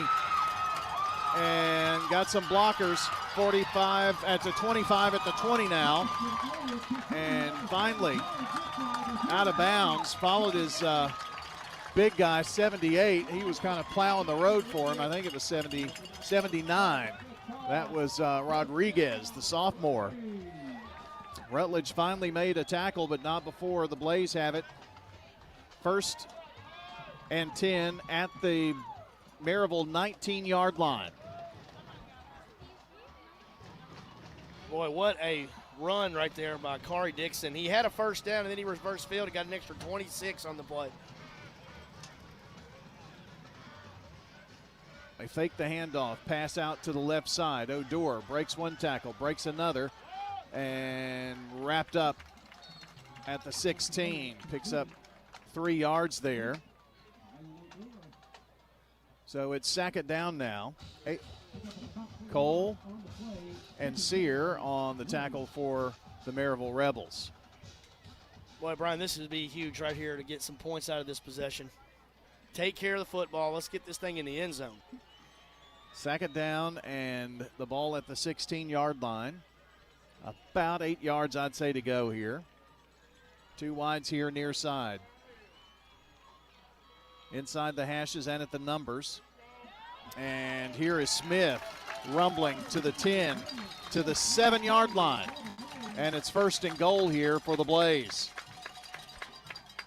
Boys, Smith has been really big tonight for the Blaze, Brian.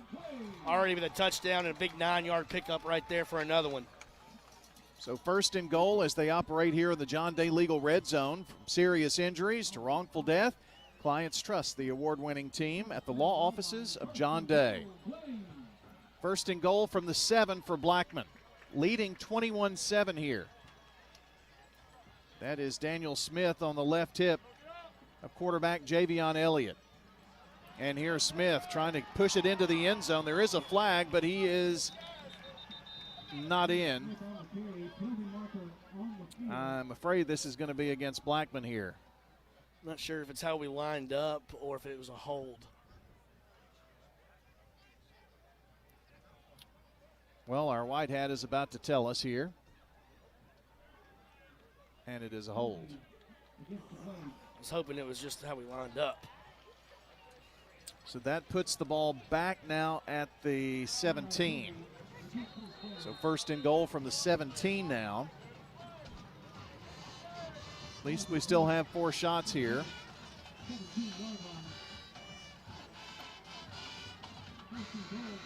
Jaden Lark has trotted on, the senior, 5'10", 160-pounder. I believe he's lining up here as one of the wideouts here to the near side. One over to the far side as well. And Smith on the right hip of Elliott, Play and clock a went whistle. out, I think. Delay of game. Well, we're kind of imploding. I thought the first half we played fairly mistake-free football, and now a personal foul penalty, the hold, and this 5-yarder puts the ball back at the 22, and it's still first and goal, but from the 22 now for the Blaze. We only had 1 penalty in the first half, Brian. We've already had 3 for 30 yards here in the second. Trips to the right side. Elliott passes that way, and they're going to say incomplete. Kind of trapped it, and that was Braylon Odor. He kind of short-armed that throw right there instead of zipping it in there and made it go just a little bit low right there. Odor tried his best to get a catch under it, but fell incomplete. So second and goal. 6 minutes, 47 seconds left here in the third quarter. Blackman 21-7. They have it second and goal, but at the 22. 2 receivers right, 1 to the left. Extra blocker here on the right side. And the pass is going to be completed to Mitchell, but Mitchell only gets 2 yards there. And Elliott took a shot by someone there in the backfield. Barrett does make the tackle. And it's third and goal from the 20. Got to be careful here, Brian. This is where we had a turnover on a 3rd and long in the first half. Even the pickup of 5 yards would be great right here and set you up for a field goal opportunity. A little better field goal opportunity. Odor and Mitchell among the 3 receivers left. That's the wide side. Ball from the right hash, and back to pass is Elliott. Looks, has some time, now steps up in the pocket, and he's going to be crushed, though, at the end of that play for a short yardage gain. Brigmore tackles him back at the 22. Yep. So fourth down and that brings on Tyler Burrow-Rabosen.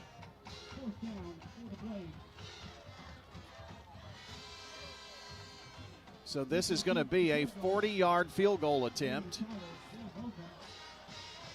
Middle of the field between the hashes. Your holder is Javion Elliott. Burrow-Rabosen, the senior kicker, lets it go from 40. It has the distance and is long enough and good.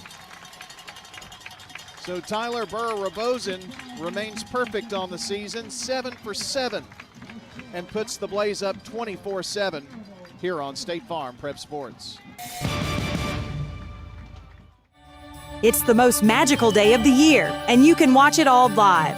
Big G TV is where Christmas comes to life with coverage of the Murfreesboro Parade, Sunday, December 14th at 2 p.m. Brought to you by Kenneth Barrett for Sheriff, Middle Tennessee Electric, Farm Bureau Insurance, and Woodfin Funeral Chapels.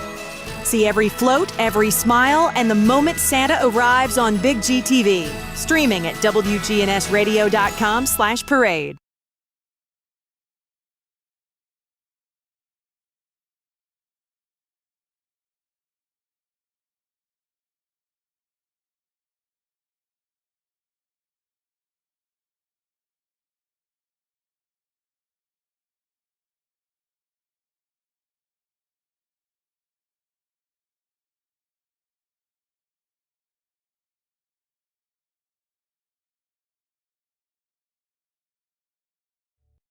I'm State Farm Agent Andy Womack, and you're listening to Prep Football.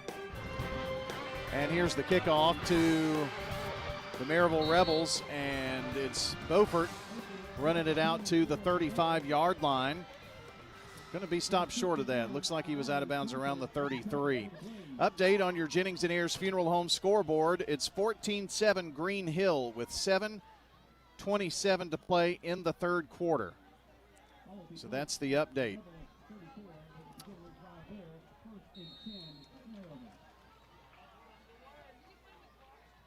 (14-7) Green Hill. It's 24-7 here. 5:04 to play. See if I've got this updated over here as Jones steps up in the pocket, and it bounced into the hands of Cam Porter. Another good job right there, the Blackman defensive line having pressure on Jones and forcing a pass quicker than he wanted to throw it.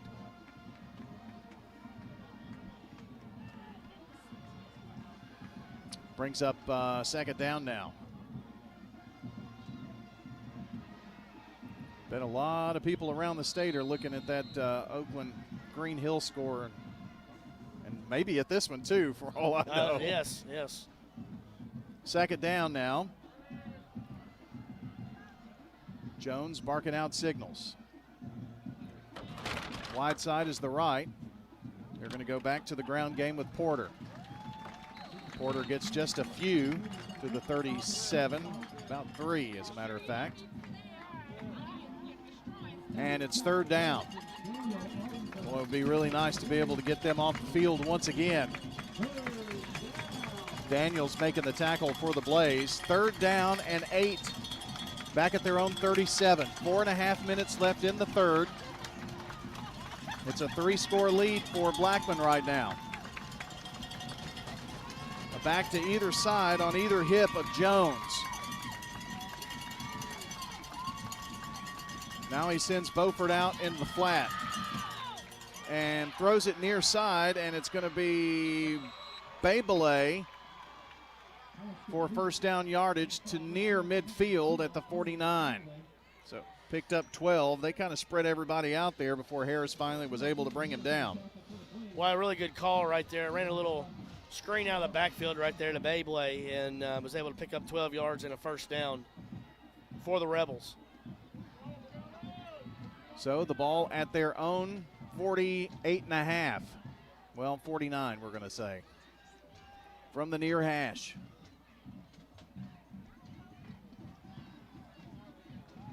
Looks like Cohen Babele is in the backfield, lined up right behind Jones. They don't give it to him. They throw it out right side. And a good stop over there on the far side as it was completed to number 1, Beaufort. Lark was the one who got there and really made a tremendous tackle there in the open field. 20 tackles coming into this game for Lark. It's 2nd down and 8 at the Blackman 49. Brian, one of the things Blackman's done a real good job of tonight is no yards after the catch, no yak as the kids say. And they did a really good job once they caught the ball to get them on the ground. They go empty in the backfield, so they fake the pitch, bring some pressure. Little screen pass to Beyblade, and he finds some big room down the sideline, and a touchdown-saving tackle in the secondary at the 25-yard line. I think that was Odor, number 8. Thornton. That goes for 25 yards. They've gone to this screen game, Brian. That's kind of their answer now to all this Blackman pressure, and hit them a couple times for first downs on this drive. Southwind leads Collierville 28-14, and Ravenwood leads 17-6 at halftime. Some other 6A scores for you. Here, it's 24-7, 2:20 to play, third quarter. Maryville down with the ball. Best drive of the night for them, and sacked is Jones. They brought the beef this time. That was Stewart. I thought it was Little Man. Remember James Little Man Stewart? Yeah. Oh, yeah. He kind of showed some flashes of that. Sack it down, and with the loss of 5, 15 to go. Good play to put him behind the chain here. 2 wides near side for the Rebels. When they're on the right at the numbers, ball is from the right hash as they go to pass here. Jones steps up in the pocket, slings it downfield, flags everywhere, and we'll see. Is this against the Rebels in a hold here? To try to give Jones enough time to throw that ball. Blackman had great coverage downfield, and Jones needed some time. He was hurried out of the pocket. It is a hold against Blackman. Oh, man. Well, 10 yards on 2nd and 15 makes it 2nd and 5, and the ball at the 19-yard line. This is by far and away the best drive that Maryville has had in this game tonight. Their touchdown came after getting the short field.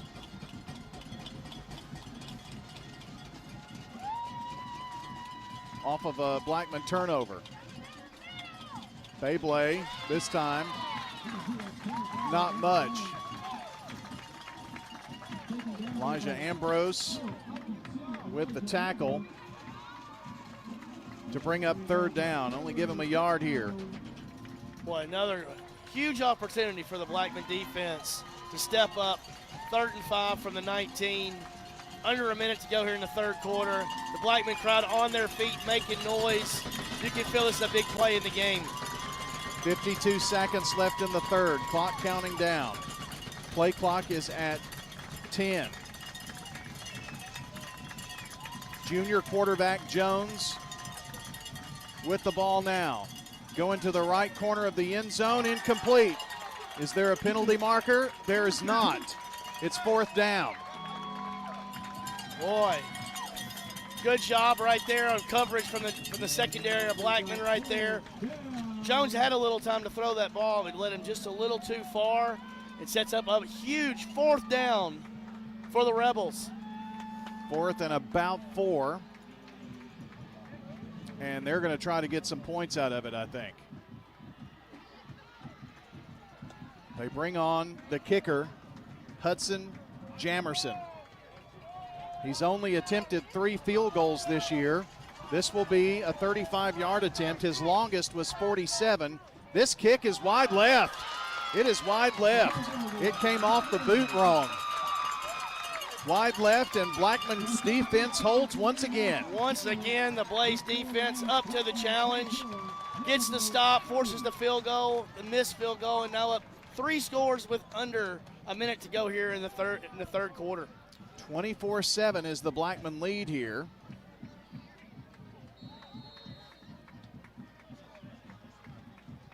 First and 10 for the Blaze. Ball at the 20-yard line. 2 receivers, one behind the other here near side, 2 more to the left. And zigging and zagging in traffic for about a 3-yard pickup is Kemp. Wilbur making the tackle for the Maryville Rebels, and that's probably going to be the last play of the third quarter.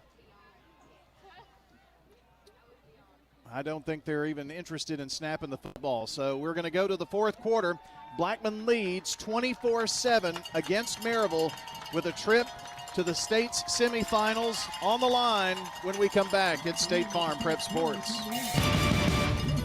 Tennessee Orthopedic Alliance takes... When the weather turns bad, minutes, even seconds matter. This is an early heads up for southern Rutherford County. Rutherford Weather brings you live radar and expert meteorologist insight, giving you the early heads up when storms threaten. A lot of areas are going to see some impacts from this storm. From analysis to live camera views, we keep you informed before, during, and after the storm. I think the vast majority of the hail with this now is going to be quarter to perhaps golf ball size. Rutherford Weather. Stay ahead of the storm.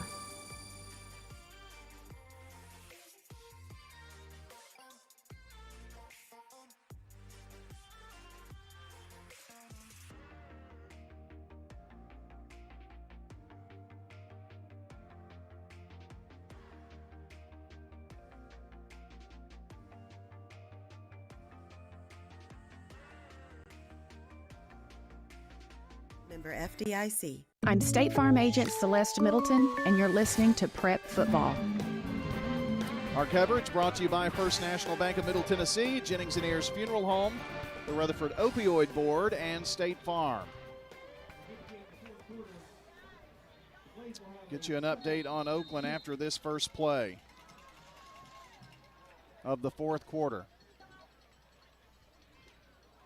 And trying to wait on a hole to open is Kemp, and it just does not open up. And Wilbur back there.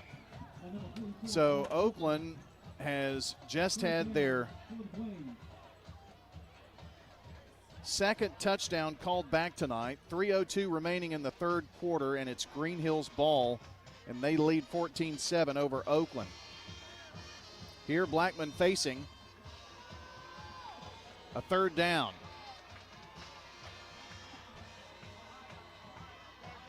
24-7 Blackman on top here. Back to pass Elliott. Looks, now steps up in the pocket. Has some room. 30 and slides down, and he's going to have enough for the first down. He's going to rumble for about 9.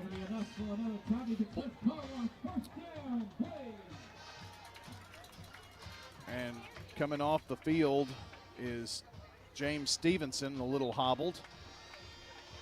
He's getting some attention. Boy, that was a huge first down right there, Brian. Keeps that clock moving. We're approaching 10 minutes to go in the fourth quarter, up 17. First and 10. First and 10, and here's a give. Kemp, 35 to the 40, and going to be rolled down at about the 41. Picks up 9 on first and 10. We just need to keep this ground game going and keep the clock rolling here. Keep it rolling. Staying ahead of the sticks, setting up second and short, just what the Blaze want. Wilbur and Tucker on the takedown. Second and a yard. At the 41-yard line, 2 wides to the right. Odor and Mitchell. Another receiver here on the numbers near side.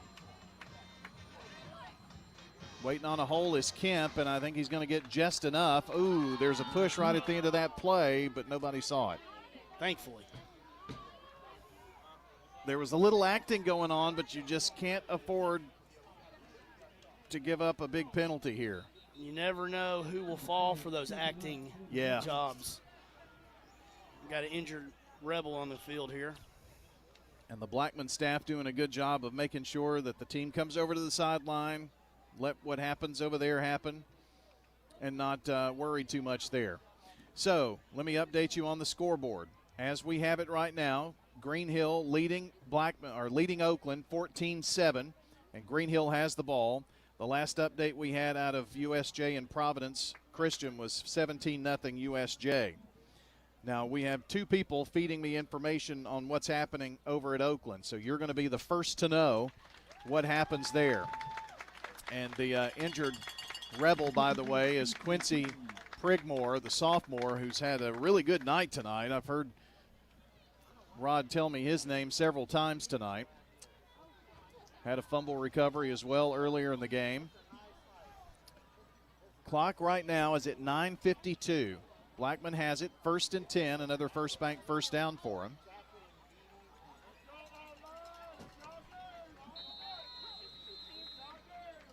And here we go on first down.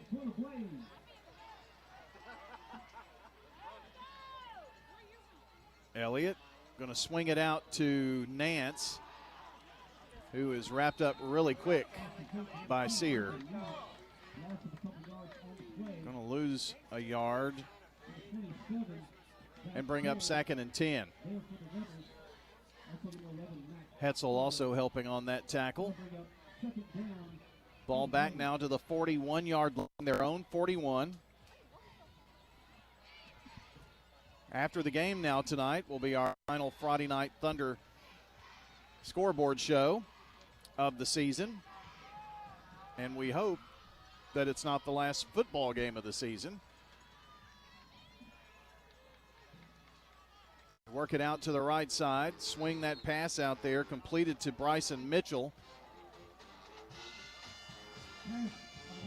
14-7 as they go to the fourth quarter. Green Hill leads the Oakland Patriots. So they're going to the fourth quarter over there in that one. We're already in the fourth quarter here. And it's 3rd and 9. 8:52 to play, and Blackman up 24-7. It's got to be smart right here, Brian. No turnovers. Take care of the football. Here's Elliott surveying. Elliott swings it out. Pass is going to be caught by Mitchell. Can he shake and bake enough to get a first down? You betcha. Out of bounds at the Maryville 44-yard line.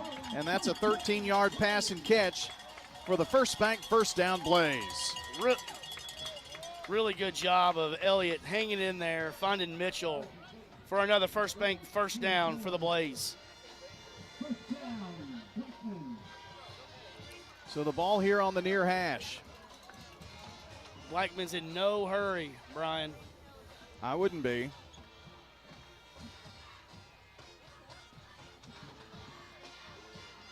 Ball here from the near side. One receiver this way, two up top. And this time it's the junior Smith who gets the call to about the 41, so picks up 3 to bring up 2nd down. And they are milking this clock here. Really good job. Javion Elliott is really commanding the huddle, line of scrimmage. He's got the clock in his favor. They're milking the play clock down. He's got it right in his vision right here. Blackman's in really good control right now. He's got to take care of the football. Odeur and Mitchell go out far side, and one receiver behind the other here near side. It's Dixon, one of those, and Lark, I think, the other. Elliott lets the play clock get down to 3. Keeps it. And is going to rumble for near first down yardage, but not quite. Picks up about 4. And Sear once again with the takedown. It's 3rd down and about 4 yards.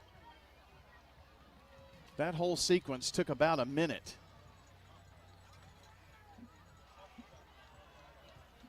This would be huge to pick this 3rd down up right here, Brian. We're approaching the 7-minute to go mark. Up 17 for For those interested in the Oakland game, it's 14-7 in the fourth quarter. Start of the fourth. Green Hill leads Oakland. Here it's 24-7, Blackman. And a third down, they pick up the first down with Lark making the catch at the 31-yard line. I'm sorry, that's Kari Dixon, number 7, Kari Dixon. And it is a First Bank first down. Great job of Dixon making sure he controlled that football and got that first down for the Blaze. So a new set of downs here. Brian, that's the 16th First Bank first down tonight for the Blaze. We don't keep time of possession, but it is heavily in favor of Blackman tonight. That's a good way to keep the other team from scoring.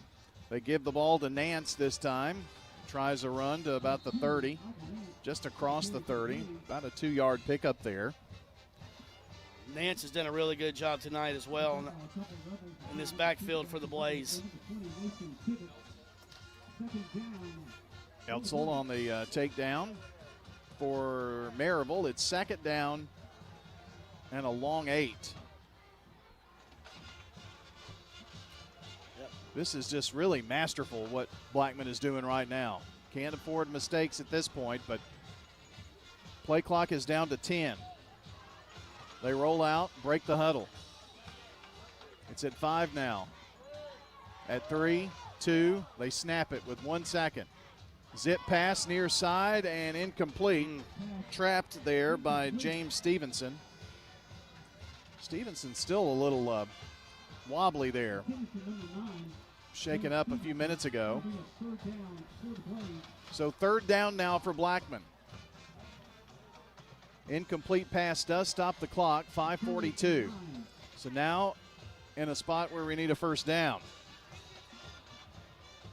Main thing, take care of the football right here. Kemp is on the left hip of Elliott. Elliott's going to loft it into the air, incomplete. And it was intended for O'Dour, which would have been first and goal, but it falls incomplete, and fourth down now for Blackman.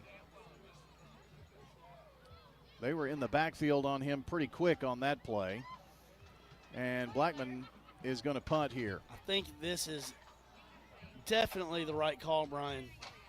That field goal that Tyler gave us a few minutes ago made it where we can punt this football right here and feel pretty good, up 3 scores. And Maryville missed a field goal, which would have gotten it down to a 2-score lead. There's a little confusion here for Blackman, and they have to burn a timeout. So we'll step aside as well. 5:37 to play. Blackman up 24-7 on State Farm Prep Sports. At Dr. Automotive in Smyrna, we're committed to providing local. Get ready for an unforgettable night and support First Shot. Autumn at the Alley is coming to Oakland's Mansion Tuesday, September 24th from 6 to 9 p.m. Sip on fine bourbon, wine, and spirits, enjoy premium cigars, and feast on incredible food from the Alley on Main, all while enjoying live music under the stars. Proceeds benefit First Shot's Academic All-Stars and Send the Kid to Camp programs. Find out more on their Facebook page and through Eventbrite, Autumn at the Alley, September 24th.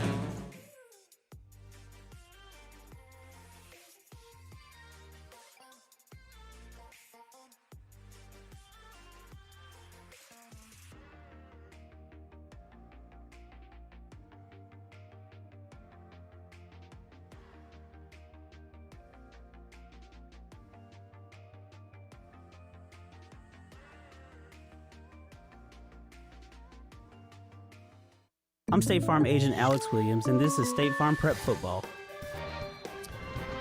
Thank you, and it's fourth down. Braxton Bentley, the junior punter for the Blackman Blaze, kicks it away, and it's going to be a touchback. Oh, they may have got it inside the 1. They did. It went out of bounds. Wow. I did not have a good angle at that, but certainly the official is at the 1-yard line, and the ball did sail that way. Brian, that's Maryville get a little taste of their own medicine from 2010 state championship game against Smyrna, where they pinned the ball inside the Smyrna 10 about 10 times in the game.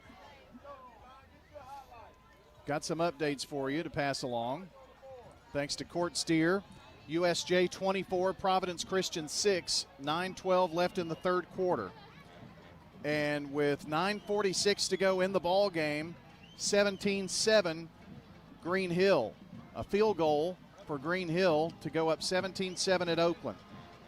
From the end zone, Jones is in trouble, rolls out to the far side, now slings it downfield, and did he hold on to the ball? He did not. That was Jamerson. That would have been completed at about the 35, but he throws it from his end zone there. Great coverage right there from Blackman, Brian. I thought Jamerson had a chance to pull that ball in, but I think the defender forced him to the sideline and made the ball go out of bounds.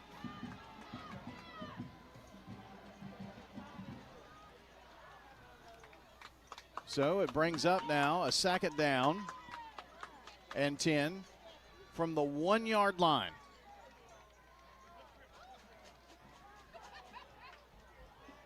Two receivers make that three far side. One here near side. They're going to go back to the air, it looks like. They sling it once again. And this one is going to be picked off by the Blaze. 35, 30, 25, 20, 15. It's Lark out of bounds at about the 11-yard line. And the Blackman Blaze with the big pick.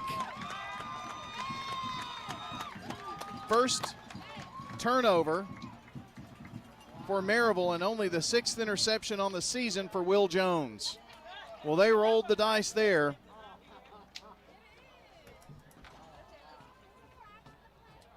It's going to be Blackman football. Oh, no.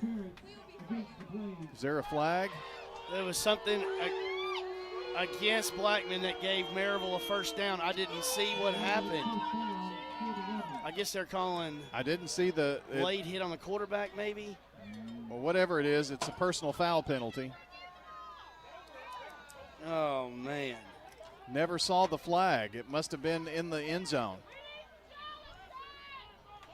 Well, I did not see that one. Well, that does give them a first down and the ball at the 15-yard line instead of the interception. 5:05 to play in this ball game. Blackman up 24-7. New life here for the Maryville Rebels. 1st and 10. Back to pass. Jones zips it across the middle, complete to Myers to about the 27. And the Rebels in a hurry up now. Completed for 11 yards.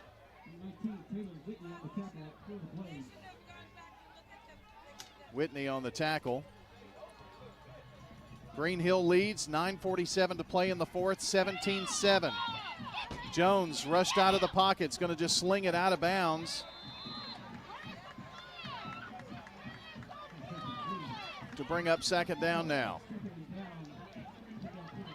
Again, the Blackman pressured on him, Brian. He had no choice to throw that ball away. 2nd and 10. They have it at their own 28-yard line. Make that 4:37 to go in this one. 24-7 Blackman is the score. The Rebels are going to send two wide to either side. Ball from the near side hash on the right. Jones looks, zips it here near side, and out of bounds is Julian Douglas, the junior tight end. He's playing wide receiver on that one. Picks up 4 yards to bring up a third down. Did get out of bounds, so the clock stops at 4:31. Brian, Blackman will give him these underneath passes like that. 4-yard gain right now. To Blackman's advantage. 3rd and 6. Backfield is empty for Will Jones. 3 receivers left, 2 at the bottom here near side. And he's going to run it. And he is going to run it for the first down to about the 44-yard line, maybe the 43. And a flag in the backfield. And this may be against Blackman.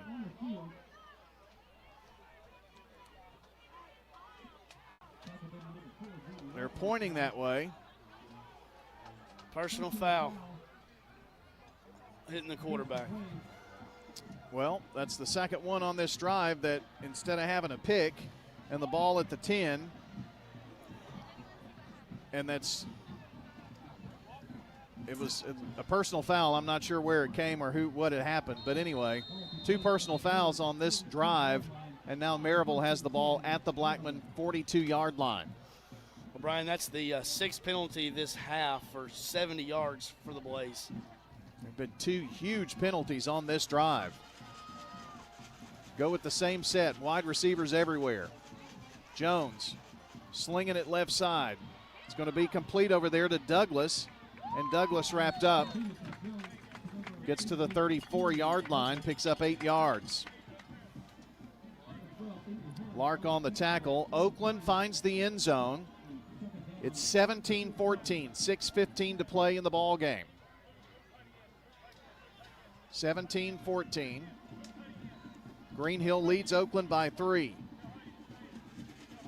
Nail biter going on at Ray Hughes Stadium. Here it's 24-7. Blackman on top, and they're going to catch the Maryville Rebels there with a false start.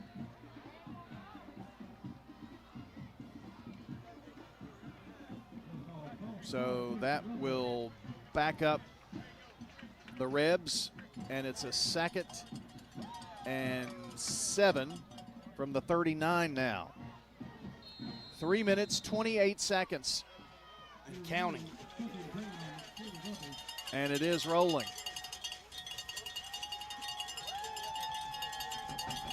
5 receivers, 3 bottom, 2 up top for Jones. It's going to be completed to the 35-yard line. And that was Beyblade. Picks up about 3, and it's 3rd down. 3 minutes to go, clock running. They're trying to get everybody lined up quickly. Blackman trying to get a guy off the field. And looking, Jones in trouble and brought down at the 35 on 3rd down and 3, and it brings up 4th down. Got a whistle and a timeout. Maryville. 2 minutes, 37 seconds to play. Blackman up 24-7 on State Farm Prep Sports. At Middle Tennessee Electric, we see the lines that link us all, illuminating our neighborhoods, empowering our businesses, and helping us to recharge. Because we believe in the power of good energy. Whether it comes from our grids, the sun, or a kind heart. And as your family and our region continue to grow, you can trust that we'll always be there for you. Middle Tennessee Electric, bringing good energy. This is a paid legal ad. At the law offices of John Day, we take only real cases that make a real difference. The law offices of John Day took the burden really off of my shoulders. So if you think you're going to get rich quick with a frivolous case, I'm not the lawyer for you. I want you to know that I appreciate everything you have done so much. I know you went over and beyond. If we're not able to help or aren't the right lawyer for you, we'll do the best to point you in the right direction. If you've been injured, call the law offices of John Day for a free consultation. I'm State Farm Agent Dana Womack, and you're listening to Prep Football. 4th down here for the Maryville Rebels. 2:37 to play in the ball game. They trail 24-7 to our Blackman Blaze. Here is Will Jones. Passing left side, it's intercepted. Blackman's got the sideline to go. Can Jones make the tackle? No. Going to be pushed now and knocked down, but Blackman with the interception. Let's scan the field for flags. There are flags in the backfield as Maryville may have just creamed somebody back here. We'll have to see. I'm not even 100% sure as everybody stood up who made that pick. We think it's Harris.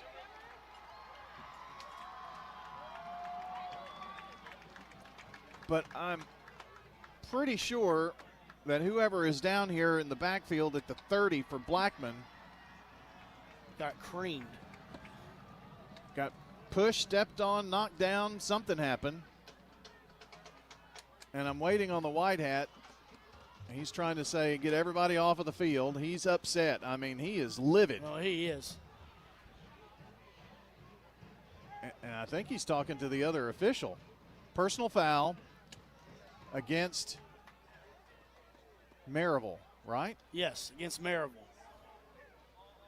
So it should be Blackman's ball. 2 minutes, 26 seconds to go. And Blackman is up 24-7.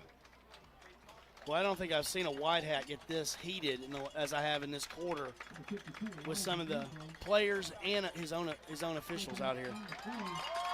I'm pretty sure it was at both, like you just said.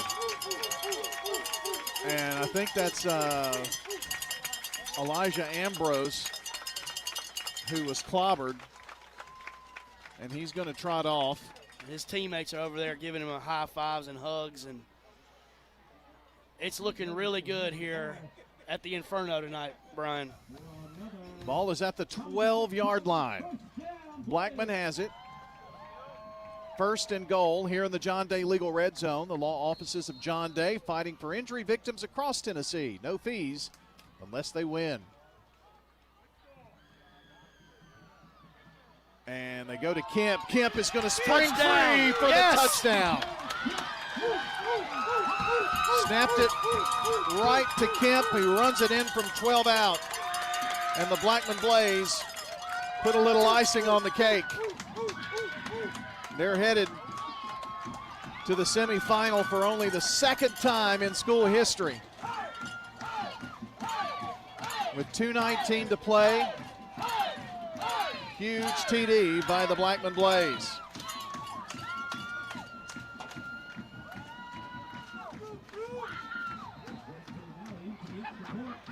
Here's the extra point by Bentley, and it is good.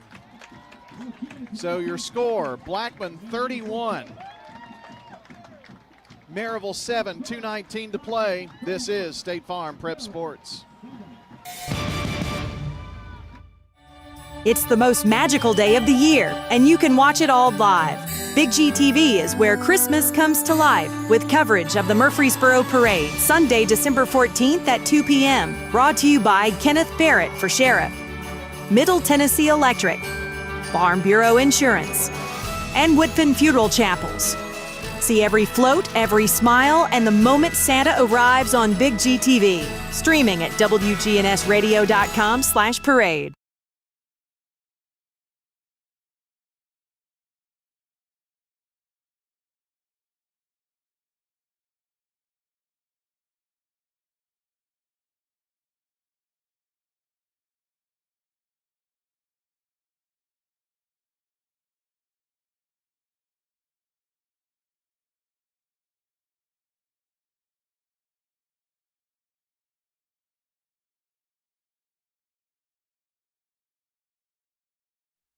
I'm State Farm Agent Ron Reeves. You're listening to Prep Football.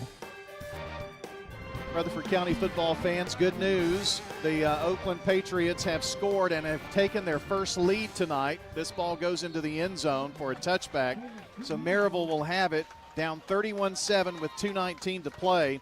So Oakland, a 78-yard touchdown run by Craig Tutt with 4:13 to play. They lead 21-17.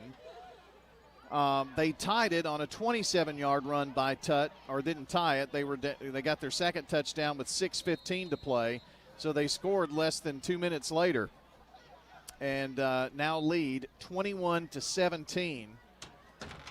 And if they hold on to win, it'll be an all Rutherford County semifinal, which means somebody is going to the state championship game. First, and Douglas is going to be ridden out of bounds. Get Maryville and Rutherford County, you know how the game goes. That's true. true. You know, there's a lot to that.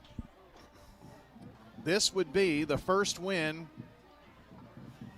for anyone other than Oakland over Maryville from Rutherford County.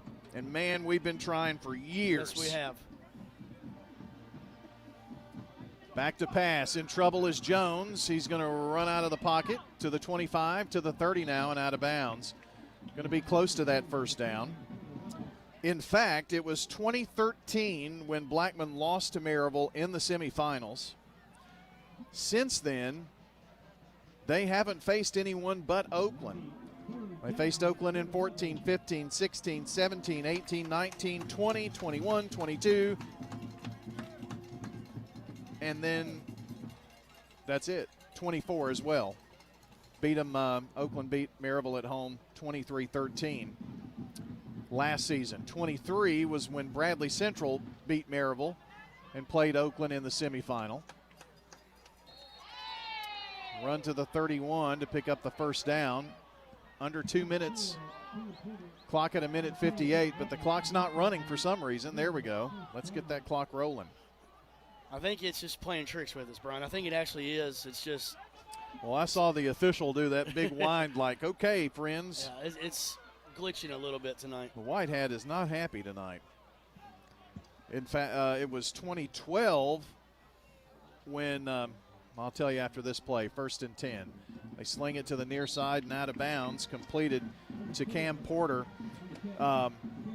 Siegel in 2012 needed about 5 yards for a first down.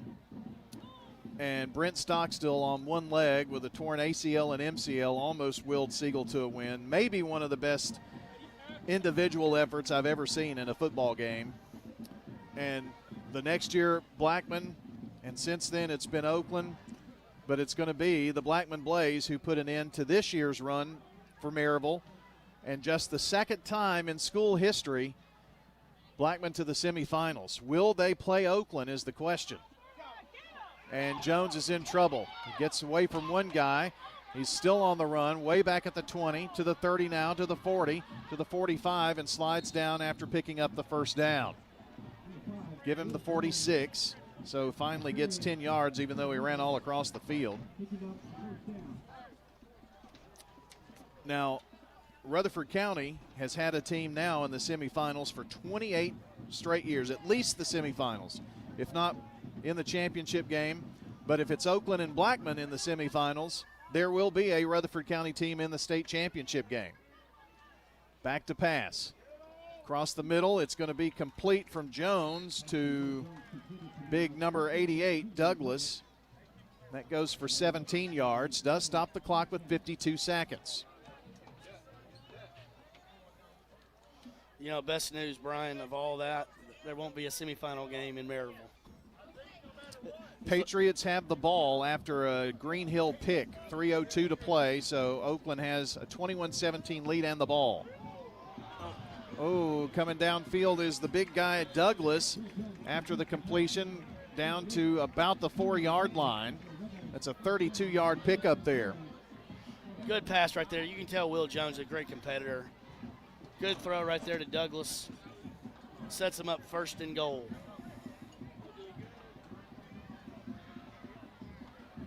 Only 16 seconds to play in the ball game.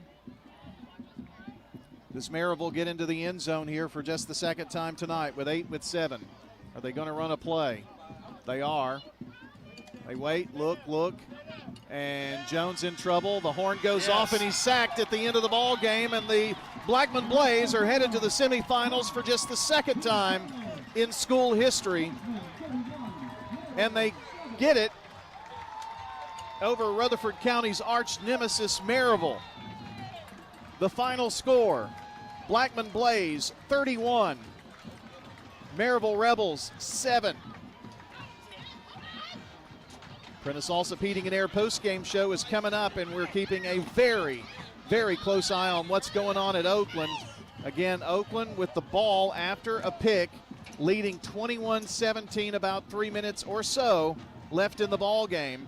We'll tell you all about it on the Prentice Alsop Heating and Air postgame show that's coming up next here on State Farm Prep Sports.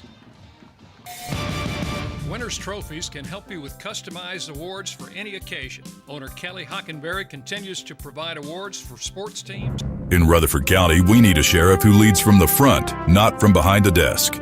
That's Kenneth Barrett, out on calls, side by side with deputies, tackling the tough stuff every shift. He's the working man's leader, supervising with sharp eyes, serving with steady hands, keeping our families safe. Born here, raised here, he's ready to protect here. I'm Kenneth Barrett, running for Rutherford County Sheriff, and I would appreciate your vote. Paid for by Kenneth Barrett for Sheriff, Treasurer Jan Stewart.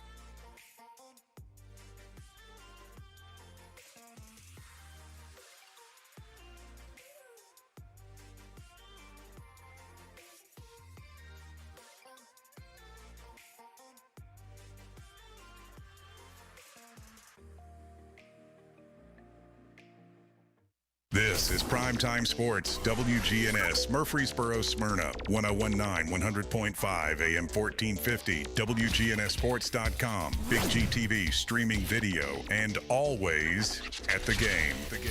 The game. It's time for the Primetime Sports Countdown to the Game, sponsored by the law offices of John Day, working hard to help injured people in Rutherford County and Middle Tennessee. Since moving to Medical Center Parkway, they've helped thousands get legal help that they've needed when they've needed it the most.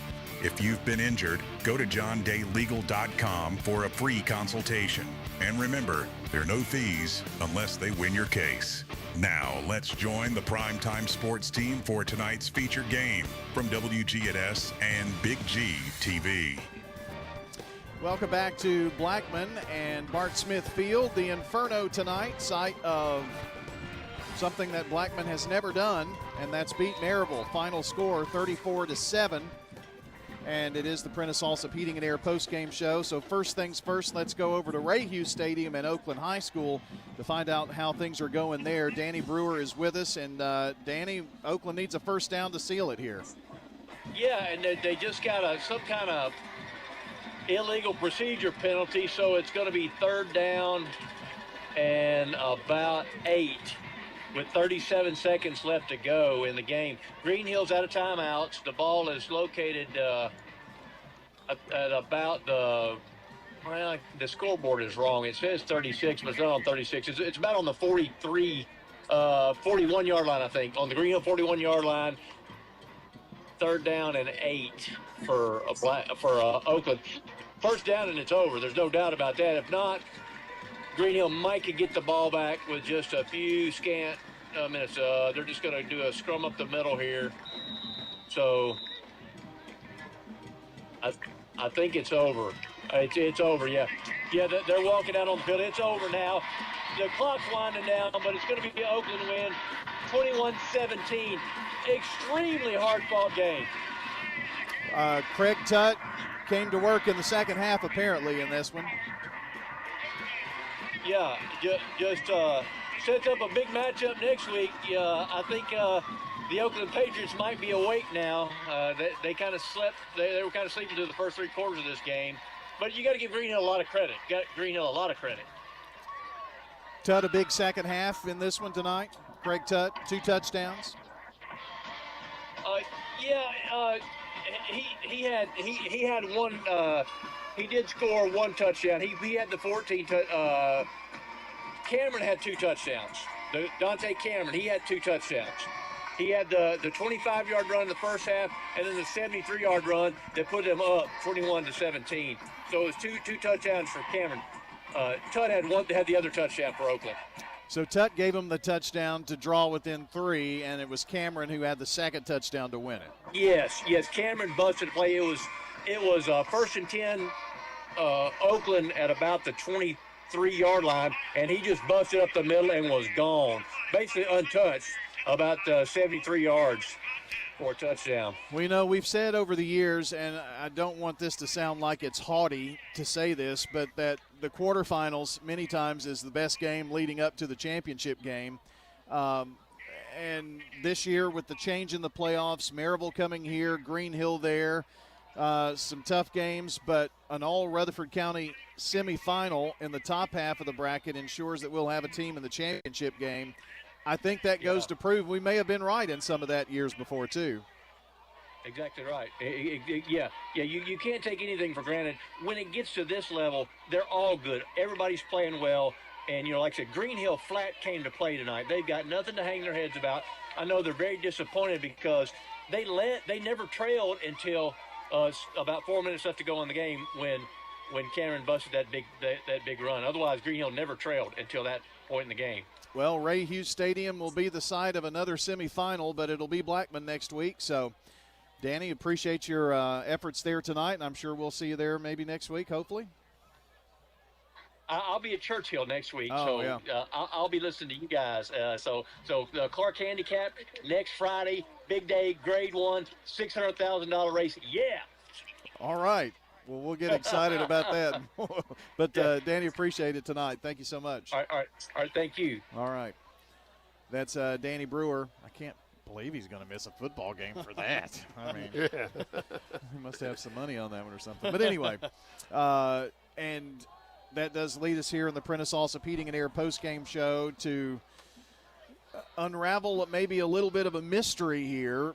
Because of the change in the playoffs this year, there have been some unorthodox who hosts and who does what in quarterfinals and semifinals. And Rod, last week we were really honestly until Danny mentioned it, thinking we might be going to Maryville this week. Right. Which could have made this game a whole different story. You never know. So we really got happy after we got the word that came to us. Yes, and even happier now that we don't have to make the trip to Maryville this week for a semifinal. And so the H is on the brackets. If you're looking at a bracket and you say, well, the H is beside Blackman and Blackman is hosting, that would be correct if it were Green Hill. Right. Or if it were anybody else that was not in the same region. Right. It all goes back if they're in the same region right. or not. And even if it were Riverdale, it would be at Blackman because Blackman finished 3rd. That's right. So when it goes to region, the region champ or whoever is, maybe it's the 2nd and 3rd place and number 2 would host. It's the higher seed from that region or it's the predetermined side of the bracket. So the game will be played at Oakland next Friday night between Blackman and Oakland. This is 30, years or so. You've been here with us for 10. Can't we count this as 2 if we got 2 teams in the semifinal? I wonder about that. It's been a remarkable run to get teams to the semifinal for one, but I'm excited to see in all Rutherford County, and I know that for anybody outside of Rutherford County, that sounds like, it's a haughty comment, but it's not meant to be. That they're the two teams on this side of the bracket. They're the best right now. Well, we've thought that all along. Right. Last several years, give us a chance. Last year, that's why Riverdale. I liked it. Like this year, Yeah. I really liked that they changed it so that could happen. Yeah, Riverdale had probably the second best team in the state last year. Yes, I mean, remember, Oakland just barely got by them, and then they just moved away. Won easily that. So this is 28 straight years to have a 6A team in the semifinals, and now it's 2 of them, and 31 out of the last 32 years, and that's been, 1996 was the last time we didn't have a team at least in the semifinals. So Oakland a winner, Blackman a winner, and still trying to see if PCA can pull one out. They're playing for a spot in the championship game, but the last score I had out of that was 24-6, USJ leading PCA. So we've got the finals in, and we've got our Dr. Automotive report. Need to tell you about Dr. Automotive. They're the cure for your car. Brothers Danny and Randy Brewer and their whole staff, they're ready to get you back on the road. Foreign and domestic auto repair, they do it right, and you can trust our friends at Dr. Automotive. Well, Bill, you've had a moment to get the stats and final thoughts here before we jump into the stats and the scoring tonight. But, this was definitely an exciting win here for the Blackman Blaze on their home field. And honestly, I hate to say this, and I would dare not say it during the game, but they controlled the entire game from start to finish. It was a dominating performance tonight for the Blaze. The only time that Maryville scored was a turnover of their own. Other than that, Blackman's defense really controlled this game from kickoff to the last play of the game on getting a sack. What a way! That's a fitting way to finish this game tonight. They dominated this game all 4 quarters, and it was a great night to watch the Blackman kids, the Blackman students. When the game ended tonight, I saw 3 or 4 kids come over and they got the Gatorade shower and they doused Coach Kreisky over there, and you can tell this is a program changing night for the Blaze. They did have a few penalties in the second half. That first half they had 1 penalty for 5 yards, but it says so much for them. One of the things that had been hurting this program, a knock on them over the years, could they control themselves? Did they, when it came to a big game? Well, tonight they probably beat the team that is the most disciplined in the state of Tennessee and made a statement, 31-7 tonight over Maryville. Lost to them 28-16 and 13. Lost to them 42-7. All of these games were at Maryville, 48-28 in their last meeting in 2016. It's just been a hill that's been hard to overcome. We watched Oakland finally do it, Rod, and now Blackman has done it. Kudos to what Maryville has been able to do. They've been the gold standard, and the past few years it's been Oakland that's the gold standard. Well, now Blackman has taken one of those and gets to take on another. That's right. They're saying, hey, we're with the big boys now. Yeah. Yep. But I think, to me, this is the first time I've seen Maryville dominated the whole game. Yes. Yeah. Right. I mean, I think one of the times Oakland beat them, in the playoffs here, second half they pulled away. But they've dominated the whole game. Our hope was don't lose your self-control or don't get too confident. If you don't do that, and shout out to Coach Matt Kriske. He's changed this team in a short order. In a very short period of time. He's changed their attitude. They're more, in a sense, because they're not professional, but more professional in the way they go about their game. And they've had control the whole game. I mean, their defensive backs were covering we saw 2,300 yards passing, but they covered them. They weren't open to get the ball to them. And sometimes if they got it close, we were going to get it. And then big interceptions, Lark and Harris. Just an outstanding game. They put pressure on. And you saw Jones, has gained a lot of yardage, but in plays that we've seen, Brian, in the past where they'll do a little dump-off pass or a quick screen pass, and it usually goes. And we were talking to the guy from Maryville before the game, the little wide receiver who's very quick. I mean, he said he's always in space. You can't get him, but they were covering him. They were prepared. Mm-hmm. Coach prepared them well, and they played well. Well, let's see, Ravenwood, is that Ravenwood? Yes. 5 minutes to go. They're leading 20-12. That's an update that's not on the scoreboard that we generally pass along to you. The last score we had was Southwind 35, Collierville 21.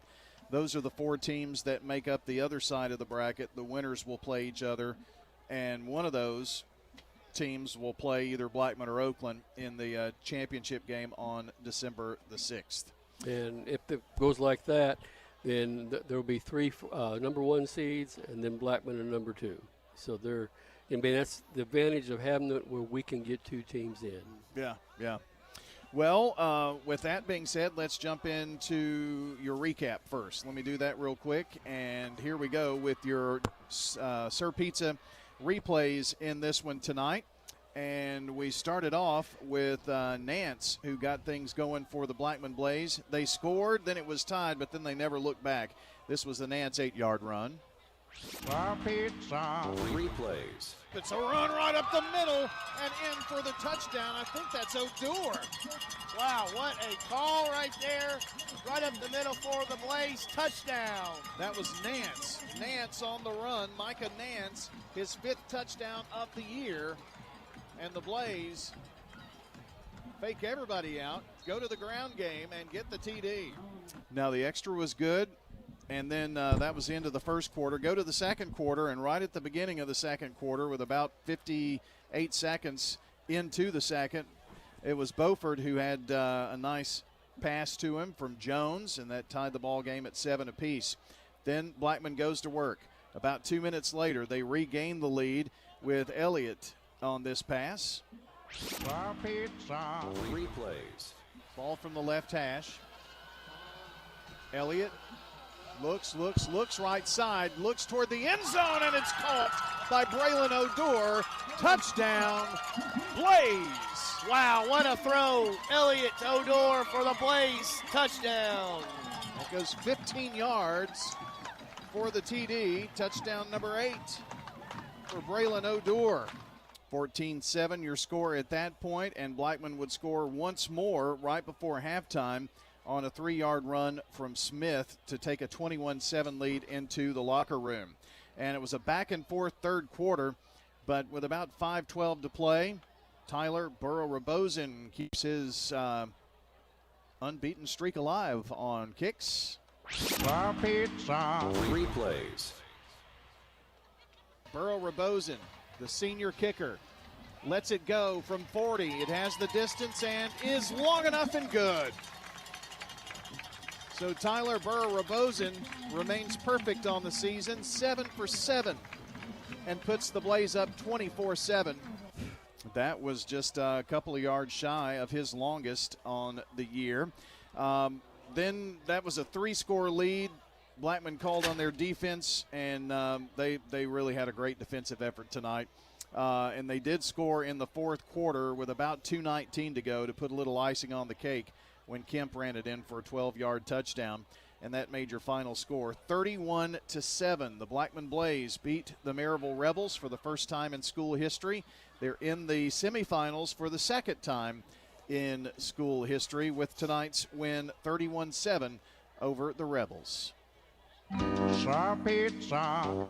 That's your Sir Pizza replays. Be sure to check out the Sir Pizza podcast later and download and listen back to the game at wgnssports.com.